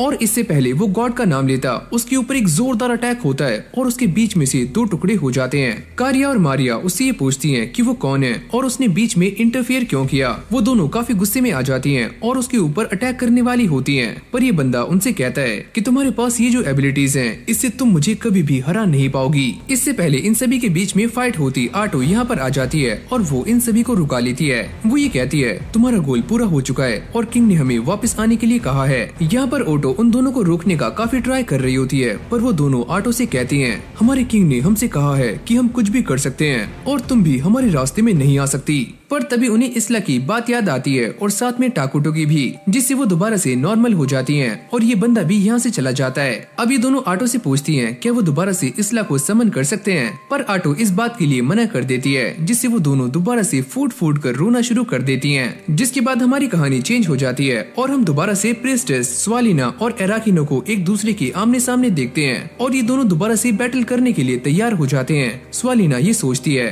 कि मैंने इसे काफी बार हरा दिया, इसे जमीन में दफना दिया और साथ में जलाया भी, पर अब भी ये मेरे सामने जिंदा खड़ी हुई है। इराकिनो उससे कहती है कि दोबारा से डाइस को रोल करने का टाइम आ चुका है और इस बार डाइस में नंबर 100 आता है, जिससे ये सामने वाली प्रीस्टेस हार जाती है। इराकिनो ये देखकर काफी खुश होती है, ये तो होना ही था। जिसके बाद हमें टाकुटो को दिखाया जाता है जो कि इस बात को लेकर काफी चिंता में है कि उसे बाकी गेमर्स के साथ भी फाइट करनी पड़ सकती है, जैसे कि मैकेनिक्स के साथ, और अगर हम इसी तरह से परफॉर्म करते रहे तो हमारा मरना पक्का है। जिसके बाद वो काफी गुस्से में आकर फ्लोर पर पंच करता है, जिससे वो फ्लोर टूट जाता है और अब वो अपनी ताकत को आजमाने के लिए एक पेड़ पर जोरदार मुक्का मारता है और उसके भी 2 हिस्से हो जाते हैं। ओ अच्छा, तो सच में ये कोई गेम नहीं है जिसे मैं बाहर से कंट्रोल कर रहा हूँ, मैं भी इस वर्ल्ड का एक पार्ट हूँ, यानी कि एक यूनिट। अब ये सारी मीटिंग करने के लिए एक जगह पर इकट्ठे हो जाते हैं। आटो टाकुटो से कहती है कि वो इन दोनों बहनों को पनिश करे, पर टाकुटो ऐसा करने से साफ मना कर देता है। आटो ये सुनते ही काफी गुस्सा हो जाती है, जिसके बाद टाकुटो उन सभी के सामने अपना सर नीचे कर लेता है और वो ये कहता है कि मुझे माफ करना। ये देखते ही सारे लोग काफी हैरान हो जाते हैं, अरे मालिक आप ये क्या कर रहे हो। जिसके बाद टाकुटो उन सभी को ये बताता है कि हमें एसेंशियल विक्ट्री को हासिल करना है, जिससे एक सिविलाइजेशन काफी हायर मुकाम तक पहुंच जाती है। और अगर सच में इस वर्ल्ड में इटर्नल नेशंस के मैकेनिक्स हैं, तो मैं उस विक्ट्री को हासिल करना चाहूंगा, क्योंकि इससे हमने जो कुछ भी खोया है हम उसे दोबारा से हासिल कर सकते हैं। फिर हमें टाकुटो को दिखाया जाता है जो कि अपनी सिविलाइजेशन के स्टैट्स को चेक कर रहा होता है, और वो ये देखता है कि सारे के सारे डार्क एल्व्स एक जगह पर इकट्ठे हुए हैं, जहाँ पर ये सारे इसला के लिए एक पेड़ पर जगह बनाते हैं। और वो ये कहते हैं कि ये एक ग्रेव नहीं है, यहाँ पर इसला रेस्ट कर रही है। इस बात को लेकर ये सारे काफी चिंता में होते हैं, क्या ये टाकुटो का साथ दे पाएंगे। टाकुटो पीछे खड़ा हुआ उन सभी को नोटिस कर रहा होता है। कारिया और मारिया उन सभी को मोटिवेट कर देती हैं और वो दोबारा से टाकुटो का साथ देने के लिए तैयार हो जाते हैं। अब आटो उससे बात करने के लिए उसके पास जाती है, पर वो ये देखती है कि टाकुटो काफी निराश है। कारिया और मारिया उसे चीयर अप कर रही होती हैं, तो आटो भी उसके पास जाती है और उससे ये कहती है कि तुम इसके बारे में मत सोचो।